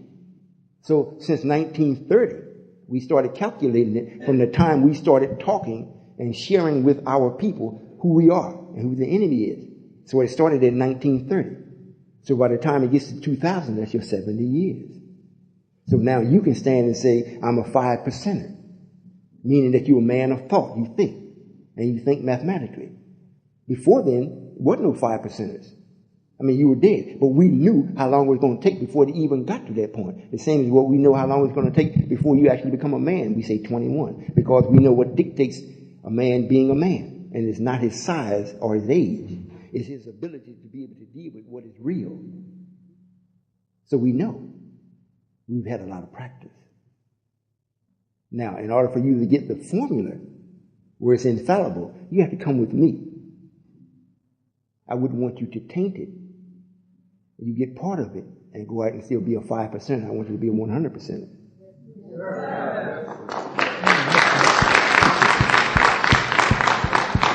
You know, when we started forming the earth, just like we're doing, still forming now Mercury, we started forming the earth, and we knew that all of this would have to be put down and put to the black man. Because here is where he would be dead. And he would have to know exactly what you asked him. He would have to know these things for him to really come alive. Not somebody just telling him. You know, we got to show how we derived at this. So when we started with the earth and whatnot, we started off, well, I'll say, an atom. There's many different atoms that we have here, but just say the weight of the atom, we know what it is. We know what the weight of each atom is. We know how far and how much it's going to multiply and how fast it's going to multiply.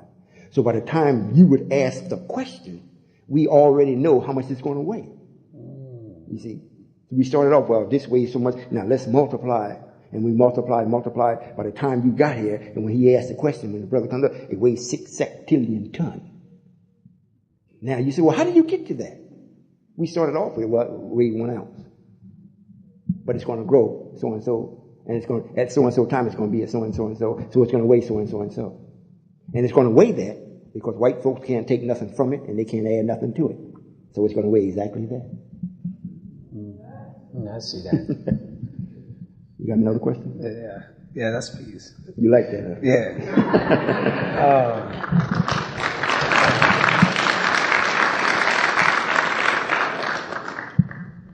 My third question is, I understand that the 24 scientists have the capabilities of getting in tune with the thinking of the masses and seeing of how the future will come about. And it will come to a circle with Allah and bring this information, and it will allow what's going to happen and what's not going to happen. Now the question is this.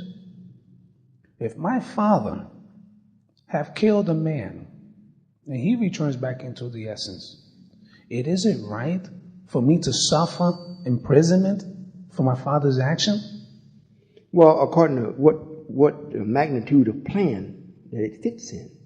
If it's just fitting in from your father and you, and that's as far as it extends, no, it's not right.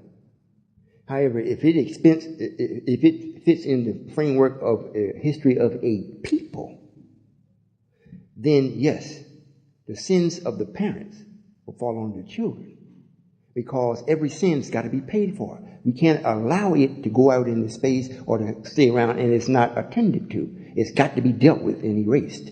So since the parent committed it and gone, and the child is here now. However, this is the good part about this, that the child can pay for it and still live. The parent did it and died. It's the same thing. It's like the ones that came with the messenger or the ones that didn't come with the messenger and made fun of him. Look at the sins that you're paying for that.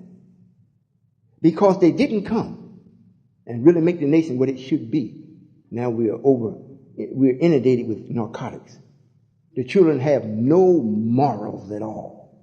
So since they don't have no morals, they can't be taught because nothing is important. You don't get it's almost impossible to explain something that's important to the child because it has no base to judge from. So that's why it takes the supreme being himself to come. So now I can't appeal to their thinking because they don't think. So I got to appeal to their nature and meaning their love, their fears.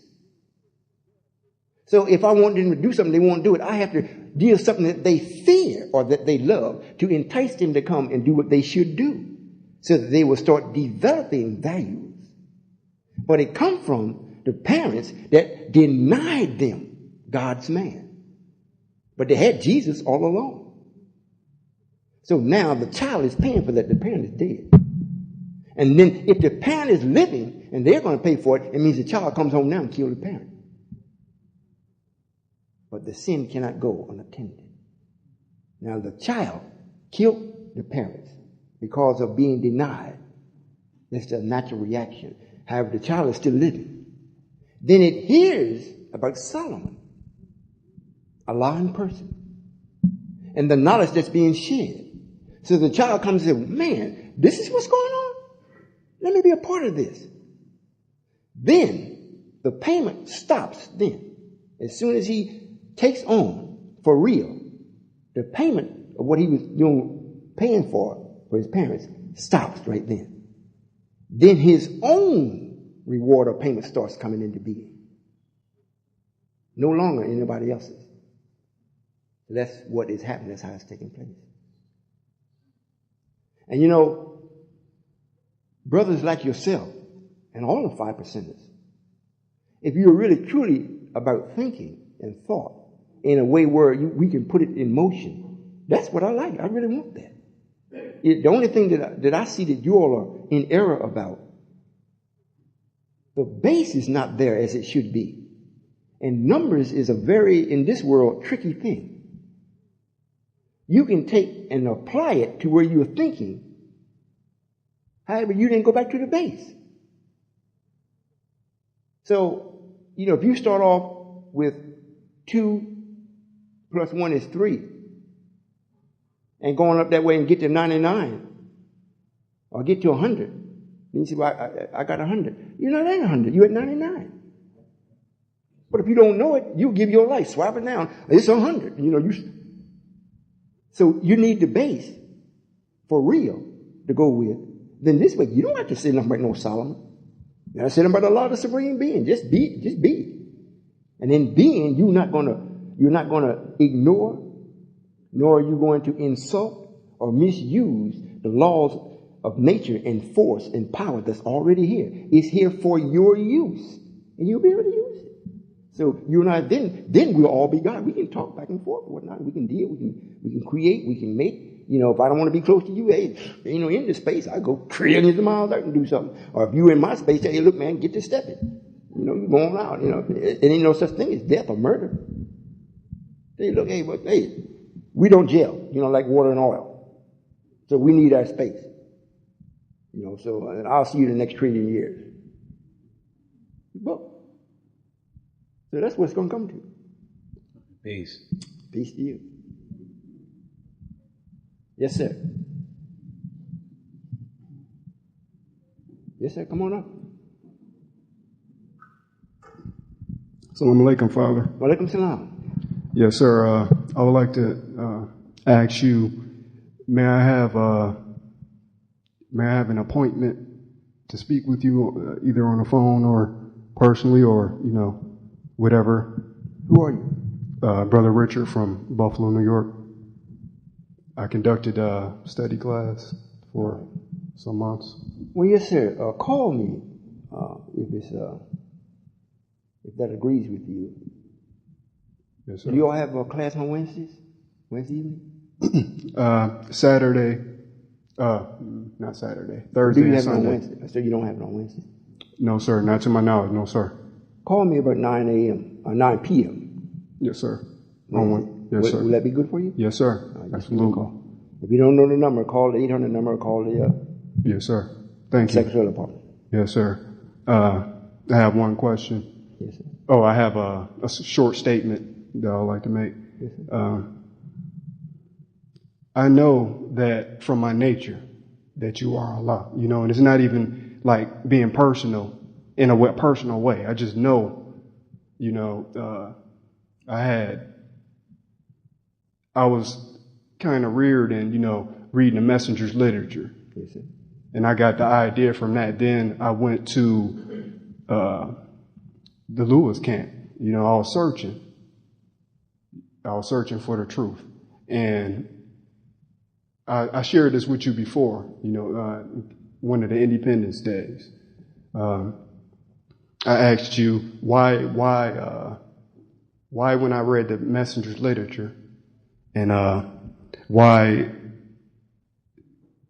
when I seen the tapes, why did I respond the way I did? You said it was like you was in, I don't know if these was your exact words. I don't remember the exact words. However, the idea of it, it's like I'm in a crowd and I hear my parents calling. I hear my true parents calling. It's like I don't have to have permission.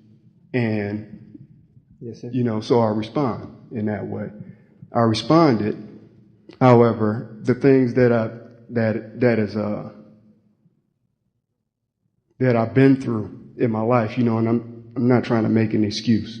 However, the things that I've been through in my life, what I've done is I've realized some of the potential that I've had and allowed Satan to stop me from, reaching that goal. So, and this is like a problem with me. Well, is this what you want to speak to me about Wednesday?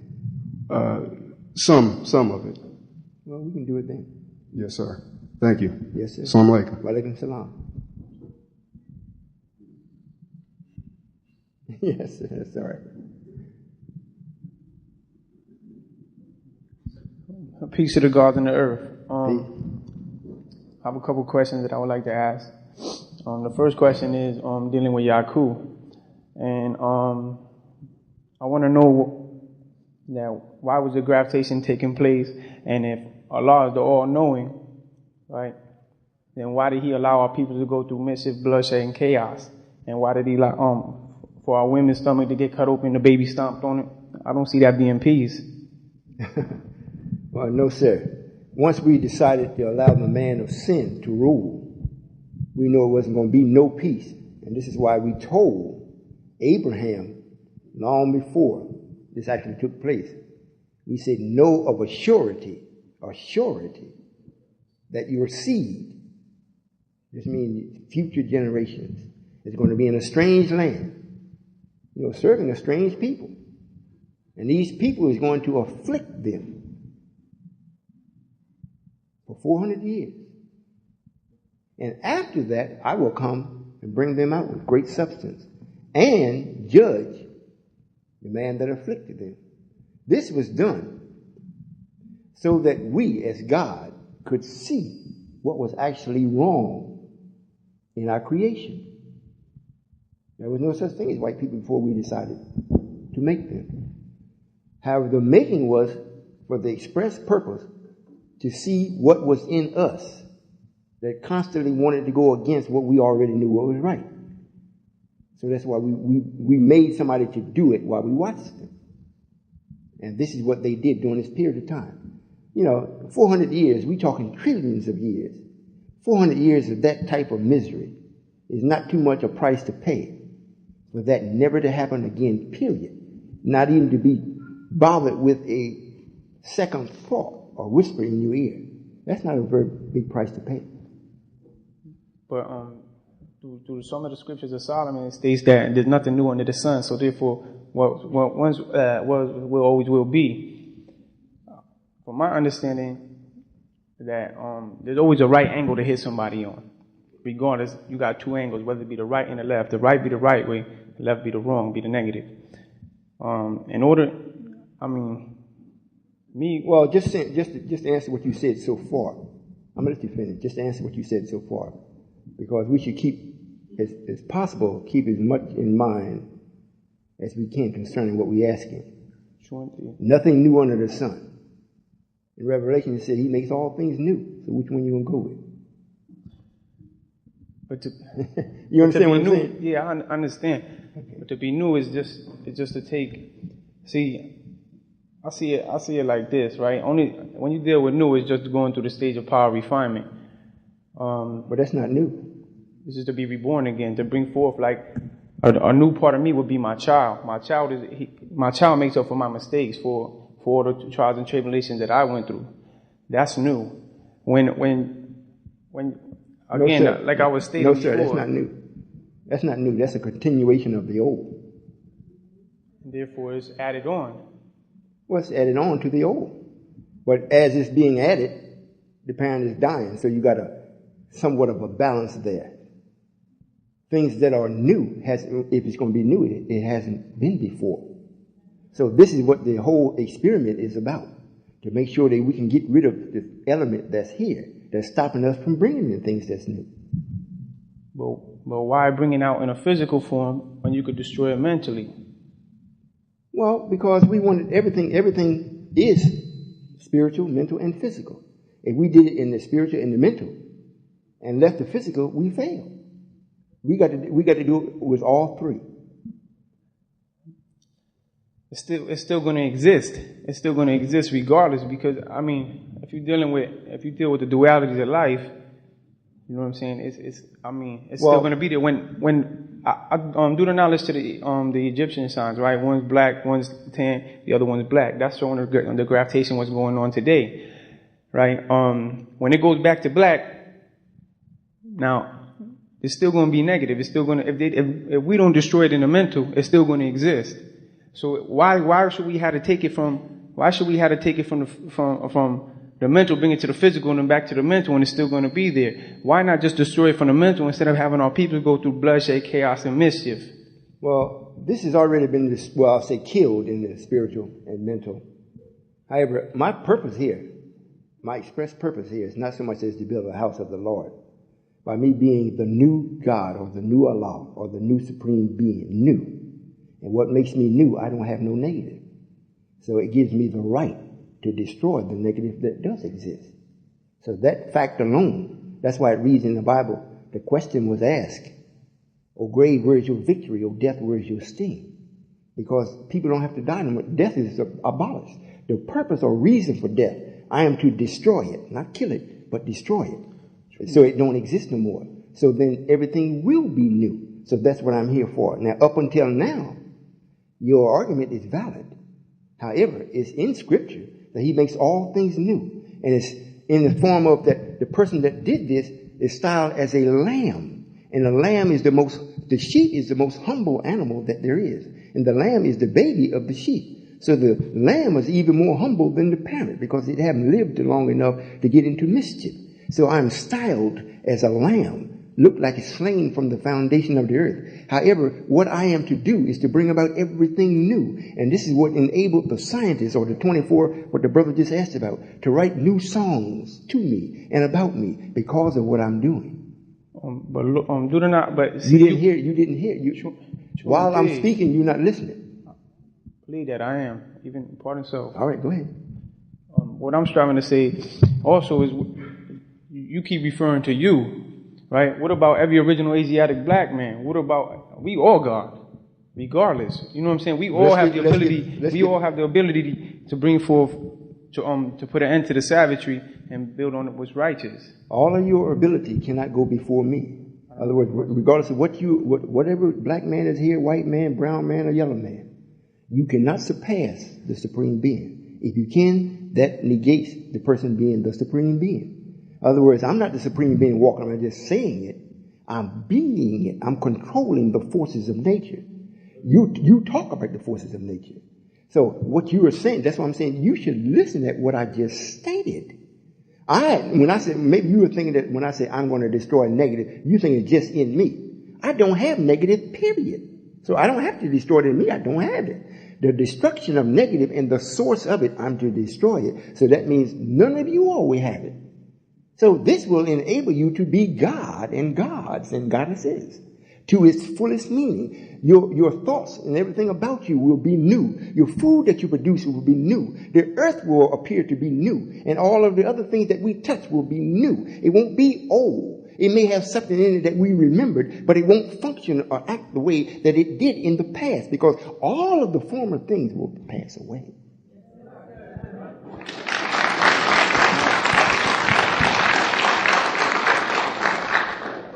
Through my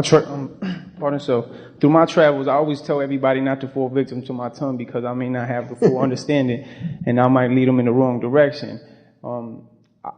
From my understanding that I get, and it's no disrespect to you, but it's like you keep claiming that you be Allah. I bear witness to that. You know what I'm saying? But I also bear witness that everybody else here be that as well. And I would like to say this to everybody. If you look within inside yourself, you'll find all the answers that you need.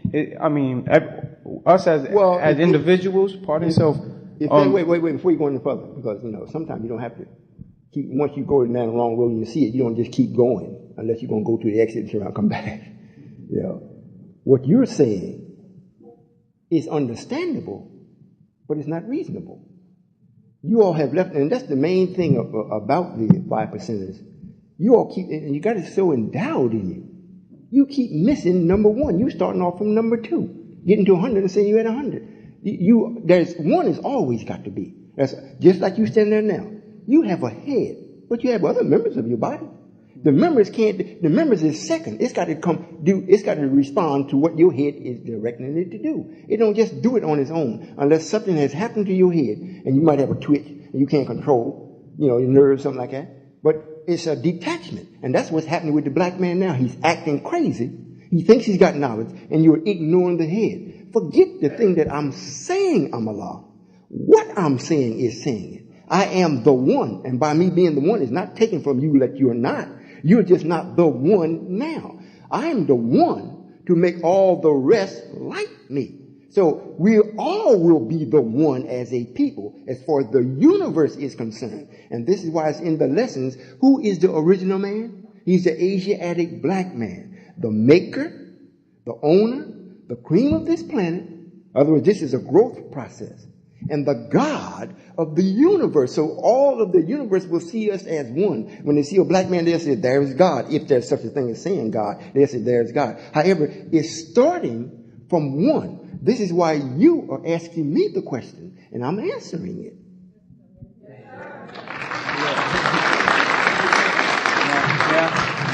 I have another question pertaining to the lessons. It says, what is the total population of the original nation here in the wilderness of North America? The total population is 17 million plus the 2 million in India, making it a total of 19 million here in the wilderness of North America, and all over the planet there's 4,400,000,000. Now, when I go to the 1 to the 36, right, it states in here that,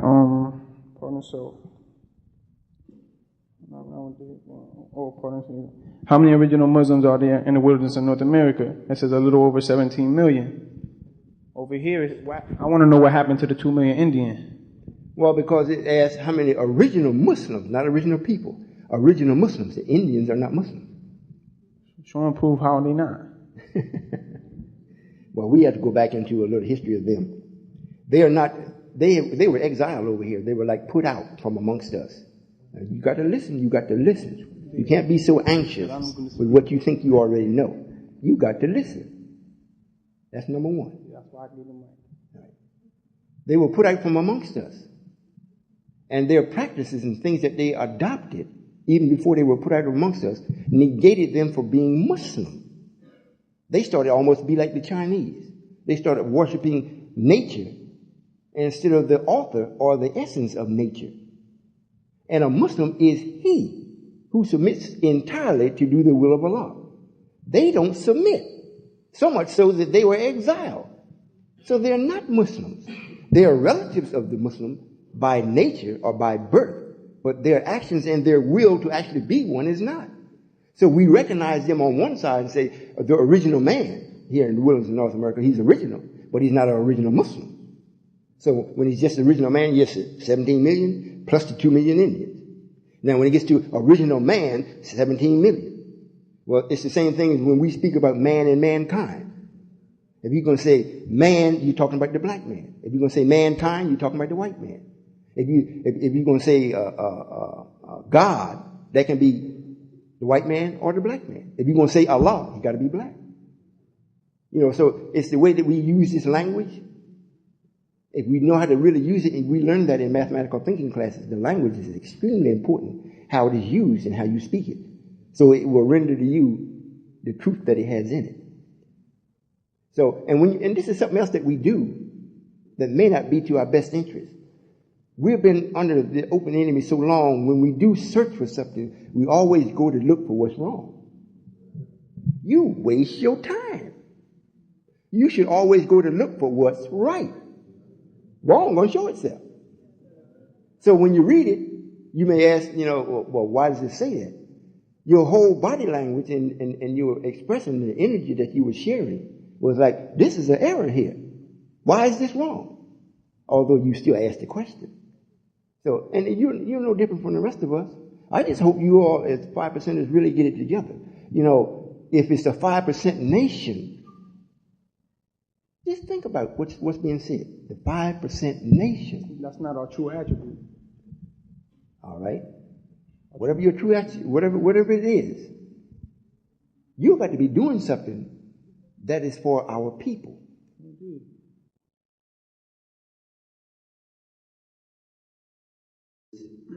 In a corporate nature that's going to support life. Indeed. Not just your thinking. Mere thoughts count for nothing. If you sit down and you figure up so and so, I had a very close friend of mine is a 5%. So, don't bother me. He's a 5%, a very close friend. And he came out to heaven, and he thought he was supposed to come to heaven for how he figured it out. The Royals is there, the Kansas City Royals.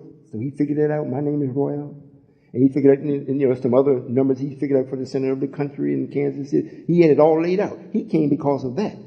When he got there, and he stayed, we got his family brought it, whatnot, and he still stayed. And we made him a secretary, and he started doing certain things and whatnot.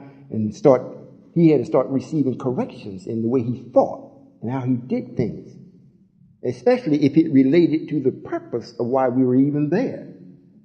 Then his calculations didn't correspond with ours. However, he didn't produce nothing of what he was in. So he ends up leaving. So he tells me, look, I'm going to leave because I'm going to go back to L.A. and I'm going to talk to the 5% nation there and show them Allah in the math. I said, well, you can go, but I'm afraid you're not going to find the way you think. So he left. About a month later, he calls back and said, well, man, can I come back? Because he had got a taste of what is real based on real thinking. In other words, if you can think it, to bear witness that you thought it, you got to put something in motion to show it. Just to be able to pseudoscience, it means take numbers and make it fit in a way that suits you. It's called pseudoscience. It ain't necessarily true. Especially if as long as you refuse to admit that there is one before two, that there is a head, that there is an Allah, not Allahs, but one, you will never be successful. Never, because you won't start off right. And if you start off wrong, you'll end up wrong. It's that simple. And this is something else too. I don't want you thinking because I'm Allah, I want you to bow down and worship me. I don't want you to worship me. White people don't worship nothing because they know that's a waste of time. They go to work. They want to build a great big ship. I was looking on Discovery one night, I think it weighed 70-some thousand or 90-some million ton or whatever it is, floating on the ocean. They were talking how long, what they had to do to build it, and how long they had to take to put down the things that shoot off the planes on it. When I'm sitting there looking at this, or the big earth moves that they make. Well, we want to get the gold out of this mountain. And we got to do this, and we got to make the dynamite. Now we got to get something to go on down and get it. We got to get the drill. They don't sit down and talk about it or pray about it and ask Jesus to help them. They go do it. And forget that. The people that ain't doing nothing, you go worship Jesus. I ain't got time to. I got to go do this. See, so that's what you all have got to do. It's a nation here that's being built for you, for a people. You should lend your thinking power to that. Forget if I'm Allah or not Allah. If we're going to grow wheat, you got to know what time to put it in the ground. You got to know what to feed it, if you're going to feed it in the fertilizer. You got to know how long it's going to take to materialize. You got to know what it's going to take to get the grain out of the stalk. You got to be able to then transport it to some place if you're going to grind it into flour. It's got to be a certain moisture. You got to know all that. And then if you're going to make it into bread, you got to have the utensils and the wherewithal to make it into the bread. And then if you're better than me, have some teeth to chew it. You see? So, the thinking part, you can sit down and think all you want. But you got to get up and do something. And if you're thinking, don't start off right, regardless of how good you feel, and nobody else can come up and outthink you in what you're doing and make you think that you got it. You ain't got it. Because I am the man. If you can't get past me, I'm your litmus test. I'm your litmus test. Not Clarence. Clarence is gone. So you can say a whole lot of things about him. You can say lies, you can say the truth. Because he can't come back and say anything. But with me, you can't get past me. At least yet. You might, maybe in another couple hundred years, you might pass me. But right now, I got the goods on you. Yes, sir. Yeah. First of all, Clarence still live on. He live on through all of us, through the nation of the gods and the earth. I mean, we deal, what I'm saying, what we deal with, knowledge, wisdom, understanding, culture, freedom, power, refinement, equality, God, build, destroy, born, cipher, as well as the 120 lessons in that supreme alphabet, 12 jewels. It still lives on through us. Okay.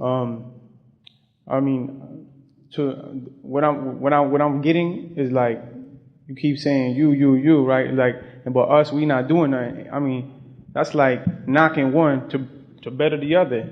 I mean, I don't see that being peace. Well, this is what I was saying before, and we'll bring this to a close because it looks like I'm not really making any progress with you. But this is what I was saying before.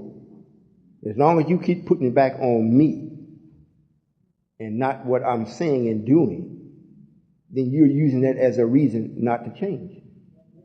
And you have already lost. If you maintain it, you've lost. Permanently lost. What I'm saying, you can't take the math and use it no other way to prove that what I'm saying is wrong. I'm dealing in nature and with nature. I am the supreme being. That I say that because I am. If what I say is so far superior to what you all think, it will come up in your mind anyhow. Well, who is he? Is he saying he Allah? You've already asked this to me many times. Are you saying you? When I used to say, well, I'm the prepared one. And what I said, and then brother come to the mic, the way you talking like you Allah. And after a while I said, yeah, I am. You see, so what's being said was saying it anyhow. So if it offends you because I say I am the one, you just offended. It don't mean I ain't. I'm still the one. So it's best that you get over it. If you don't get over it, you lost.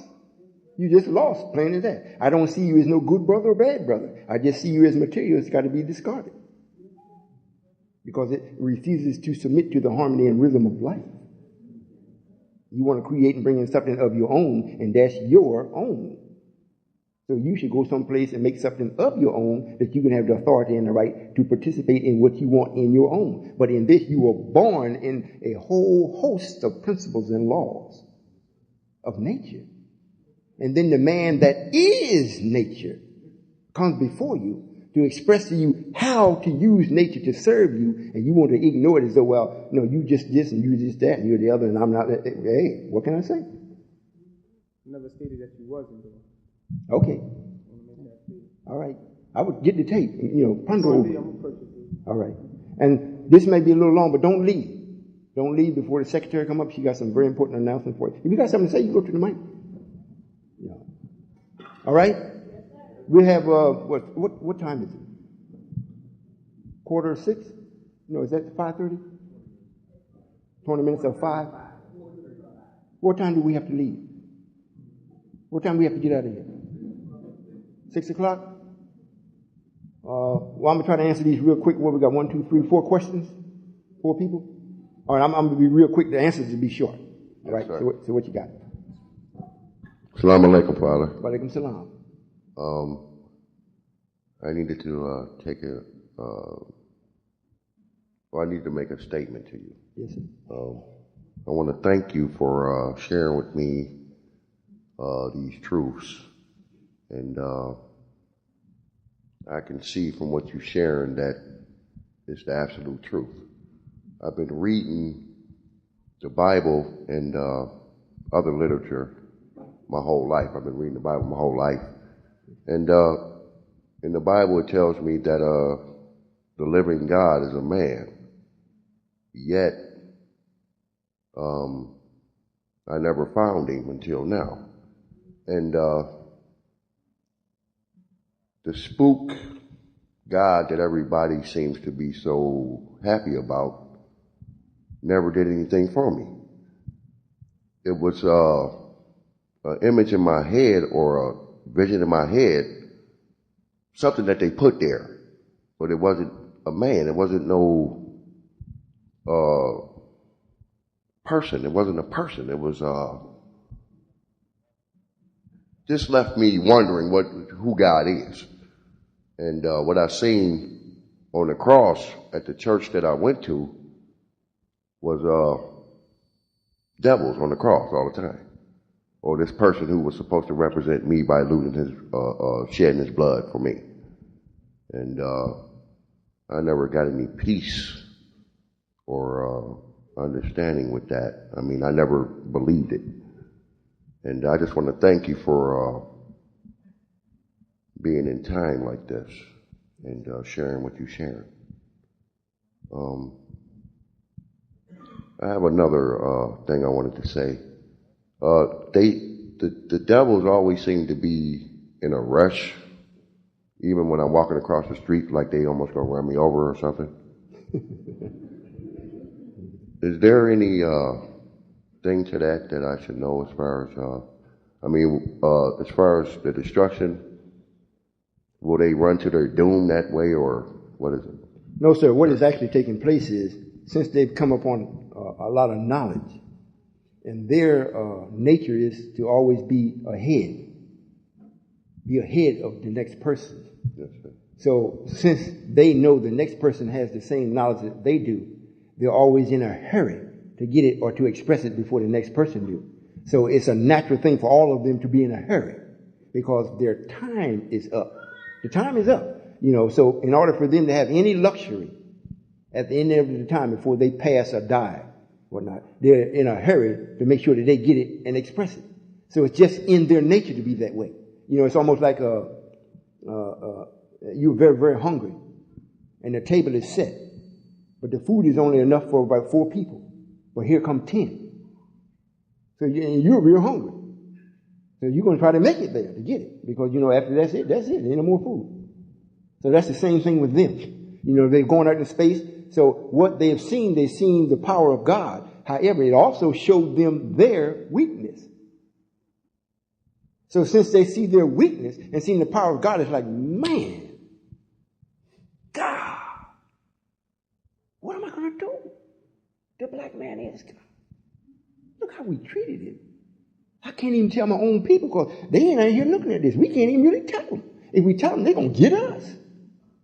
Because we didn't even let them. We put a system in that did everybody dirty. Everybody got dirty. So, man, I'm outside of the sphere of the earth. There's no more clouds and filth. I can see as far as the eye will allow me to see. Everything looks crisp, clean, and pure. It didn't just happen. It's mathematically. So it had to be not God's. It had to be a God that's the author of this. Right? So now we know it ain't us. Because if it was us, we would have already known. We're still seeking.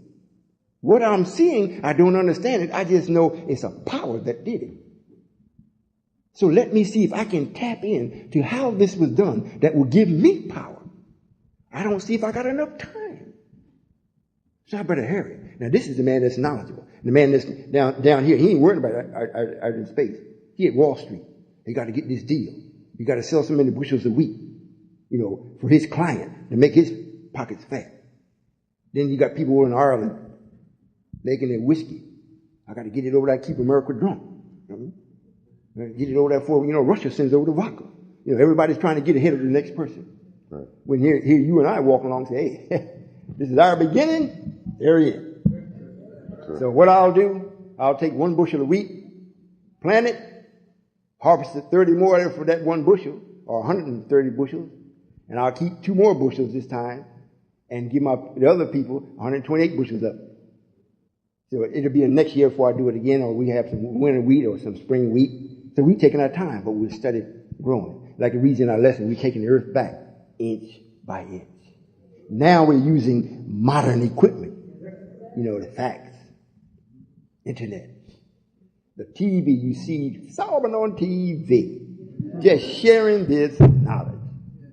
Poor boy is thinking he's God. Let me prove that he's not. I can't prove it.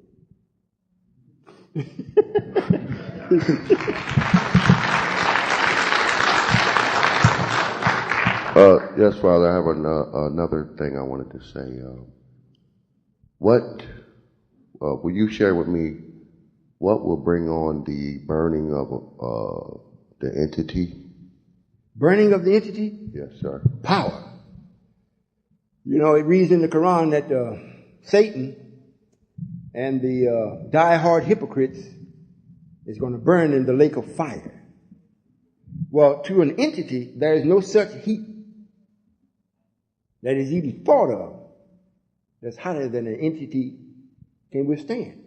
Because a collection of entity is what produces heat. The sun.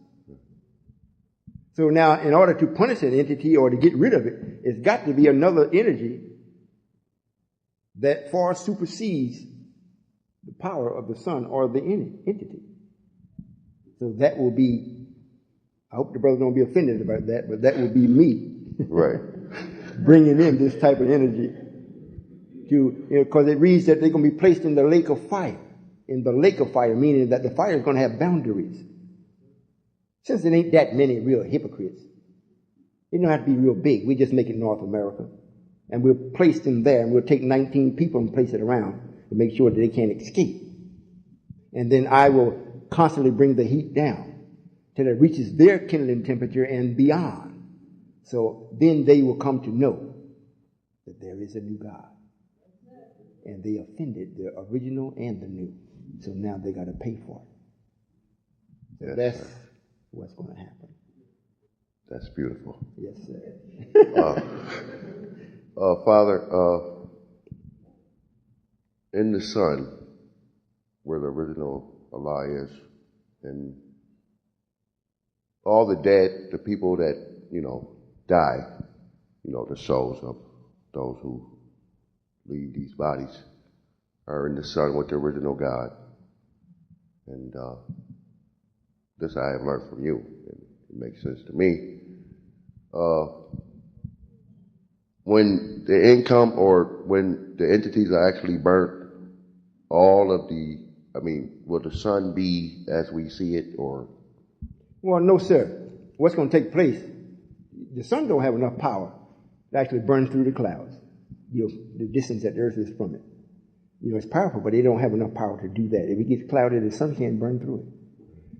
What I'm doing, if I'm not careful, I'm going to burn a hole clean through the earth.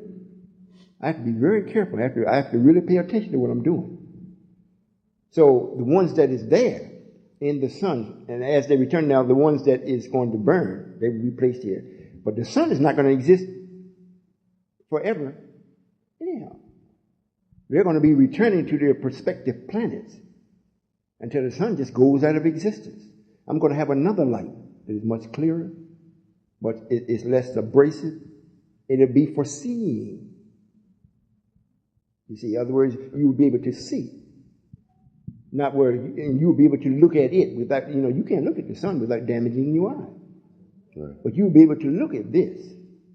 It'll be a much softer but much more clearer light.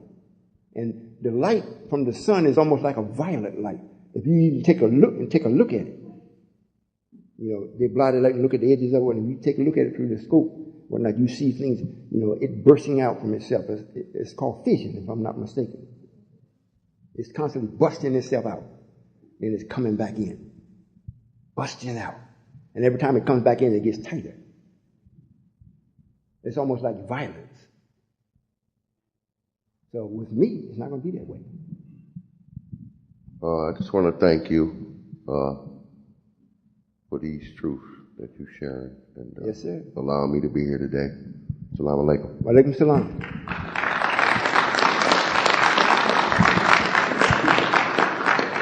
If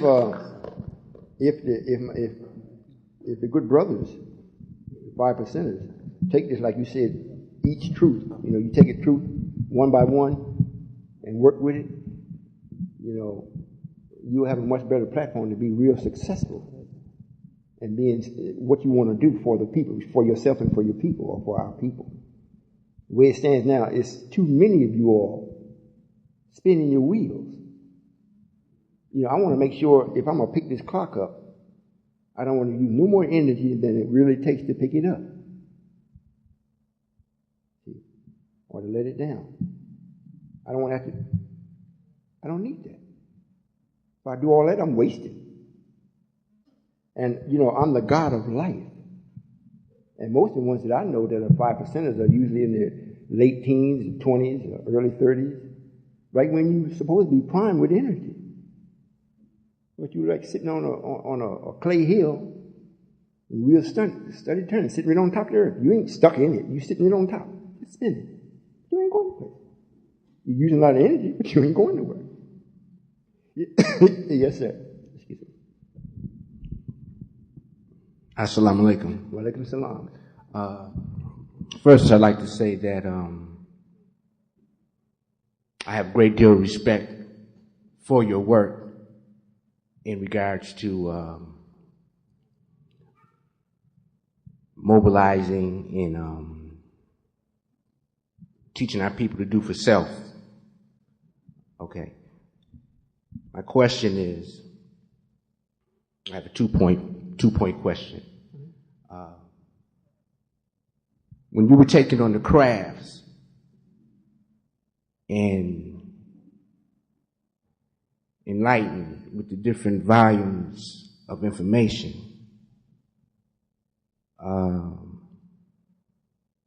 these enlighteners or those who born this knowledge to you, how do you see them? Do you see them as God, or are they scientists? No, sir. Yes, sir. They're scientists. When I first had the encounter, I knew they weren't God because they told me they weren't. They told me I am. I didn't see myself. But I thought to myself, anybody that has the knowledge to do what they're doing, man, if God is more than that, he must be really something. And they telling me that I am, and I'm thinking, well, I don't know how to make no craft. I don't know how to fly it. They sitting in there, wasn't no instruments around and whatnot. It was a very unique experience.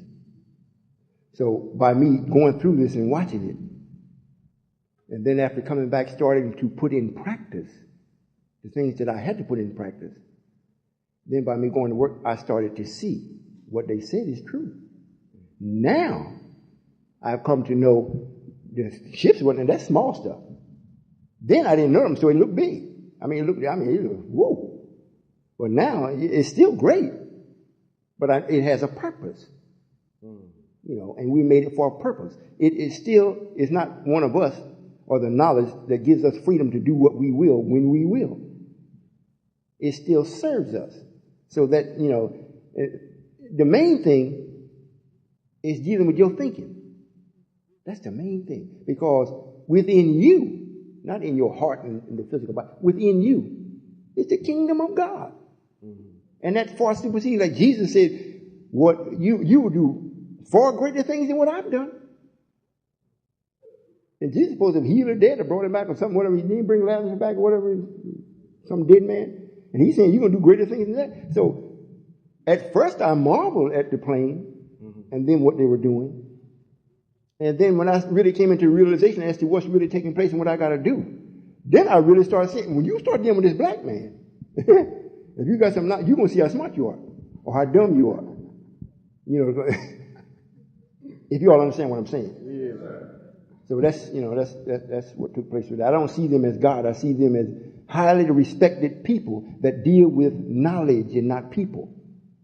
The things that they're doing, they're not doing it for me. Right. And they're not doing it for any people. They're doing it for the express purpose of making things fit and work in harmony with the laws and principles of the universe. Because something's out. If it's out of harmony, then they got a problem. So they got to make sure everything's working right. It's like a sewing machine, like a watch. If one part stops, it affects everything else. So they do it because of that. And once I came aboard, this is what took place. They said, it's time for this one. Here he is. We're not going to let nothing happen to him because he is our ticket to everlasting life. All that lived before him, after the God decided to lay his body down and start the process of death, nobody was able to end it. This is the only man that can end it, and we're not going to let nothing happen to him. We're going to make sure that this one is successful. So that's why it reads in the Quran that we took Solomon. It didn't say we showed Solomon a little bit. It said we took Solomon and gave him a little knowledge of everything, and they came and took me. Because it ain't so much that they care about you. They want to live. And they want to know what's in this head, what I got here, because I'm new. We want to know what it is, man. What you got? That's why in our lessons that they wrote up to the 15,000 year and they couldn't go no further. Because what they saw, the light was so bright of him, not them. Him. The light was so bright they had to lay the pen down. So they couldn't write the next 10,000 years, which would have made it 25,000 in advance. They could only go 15 and they had to put the pen down. But they want to see what is in this brightness that this one is. So they want to make sure nothing happened to me until I get to that point. I would already be there. However, they said the original God wants a few minds. And he wants you to get them. So I said, okay, I respect that. I'll get them for you. Now this is how I have to do it. I have to be born through a woman. I have to come up like they do. I have to grow into the knowledge and bring them with me. Because if I just come, you're going to get nothing but some charred people. You couldn't stand it. So that's why I said God put away his power in Cain.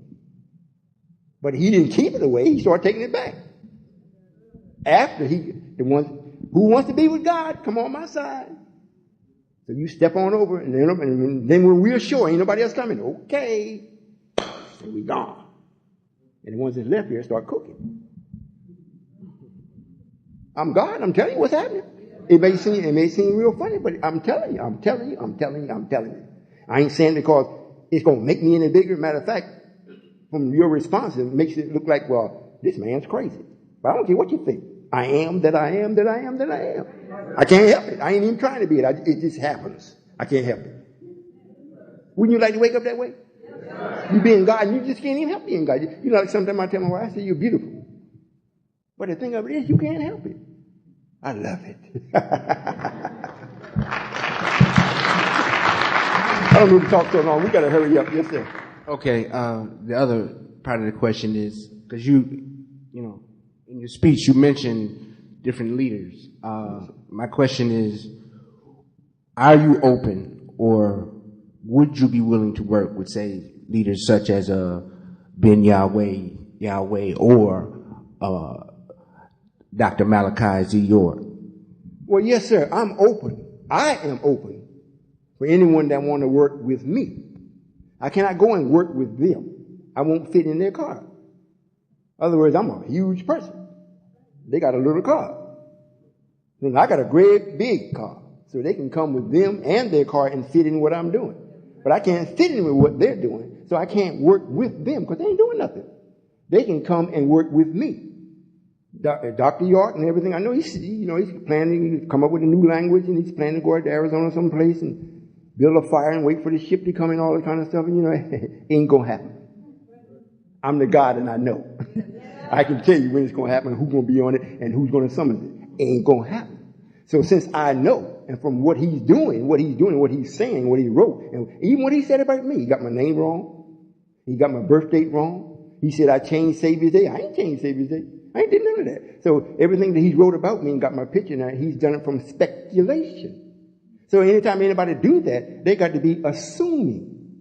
And what they say assuming is the mother of all what? I don't want to say it, but so he's assuming. So you can't build nothing that's a foundation for a people. And when I say a people, the people that is supposed to be the brainwork of the planet and universe. You can't build nothing. You got to start off right. So he can work with me if he wants to be right, fine. I mean, I ain't holding nobody off from me. If they don't come to me, it's because they don't want to change. If he wants to be the man, hey, you can get 5 or 6 million people you want. You still ain't right. It ain't right. And you don't see him in Scripture as far as him being in the line of any divinity. You can't find Dr. York. You find Moses, Elijah, David, Elijah. You find Aaron, Farrakhan. You find Adonijah, Farrakhan.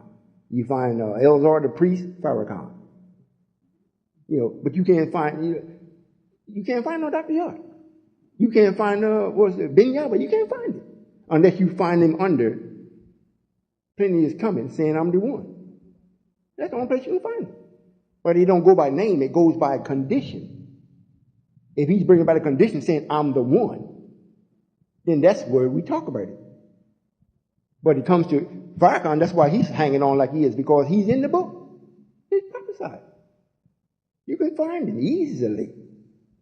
Me, Solomon, you can find me. I'm there.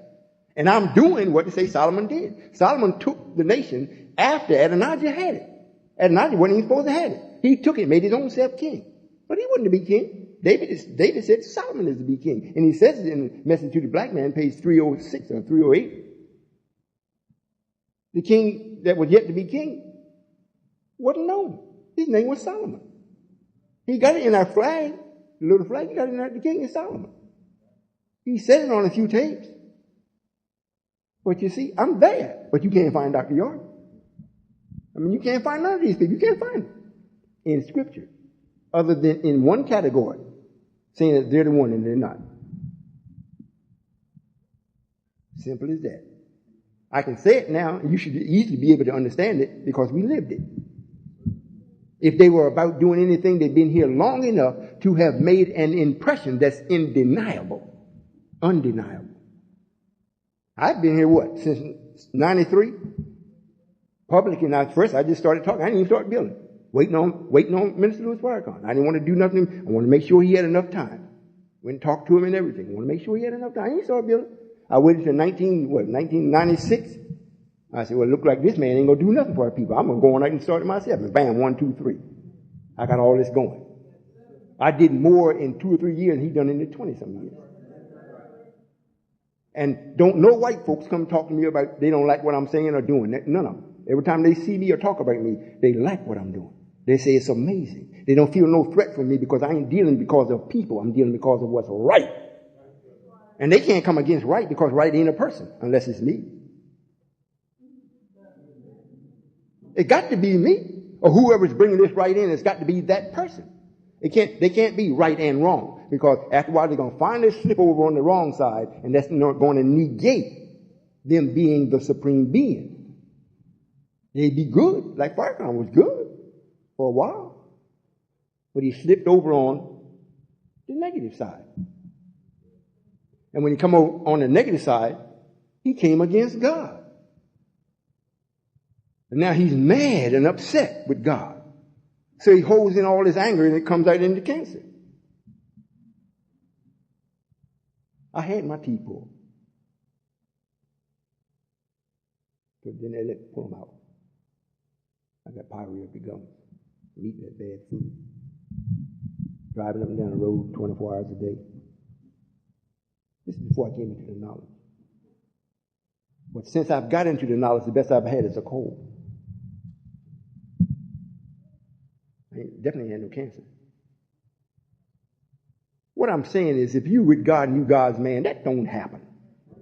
That don't happen. That means if you want to accept that as being divine, you're crazy. You absolutely lost your mind. And then anybody, whether you like it or you don't like it. I don't like that the man's got it, but he brought it on himself. I didn't give it to him. I allowed it to happen. And I'm not going to take it off until he hit the mat. I surrender.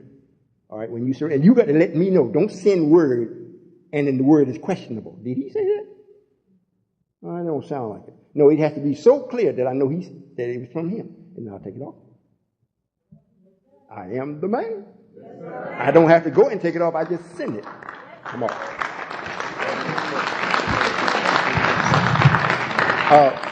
You said 5 minutes. We got 5 minutes. You know. Real quick. All right. Are you still in touch with your enlighteners? You know, do they still guide you to this day? No, sir. I have guidance within my own self. If they get in touch with me, it's only because of admiration or something just to show their love. You know, wise men don't have to keep going back and forth and redoing something. He does it, walks away and leaves. That's why they write it for 25,000 years, then they'll go back and rewrite nothing. So once they showed me and gave me a little knowledge, they don't have to come back. I got to perform now. All they do while I'm growing, they don't even have to be in sight. They say it's always two with me. I don't necessarily have to see them to make sure don't nothing happen until I learn how to protect myself and you. Now I've learned. Did you call on them if you needed them? Oh, absolutely. If I needed them. I ain't no fool. Yes, sir. Real quick, sir. Assalamu alaikum, Walaikum Father. There's billions of stars in the universe, and astronomers say the sun is a star, and the original Allah had to strike his atom with much force to make it shine. And so those millions of stars, did they have to be struck with a force to make them shine? Oh, no, sir. No, sir. They were put into motion by other brilliant scientists and whatnot, or other gods, and they did it from their will, you know, from the material that was already in space.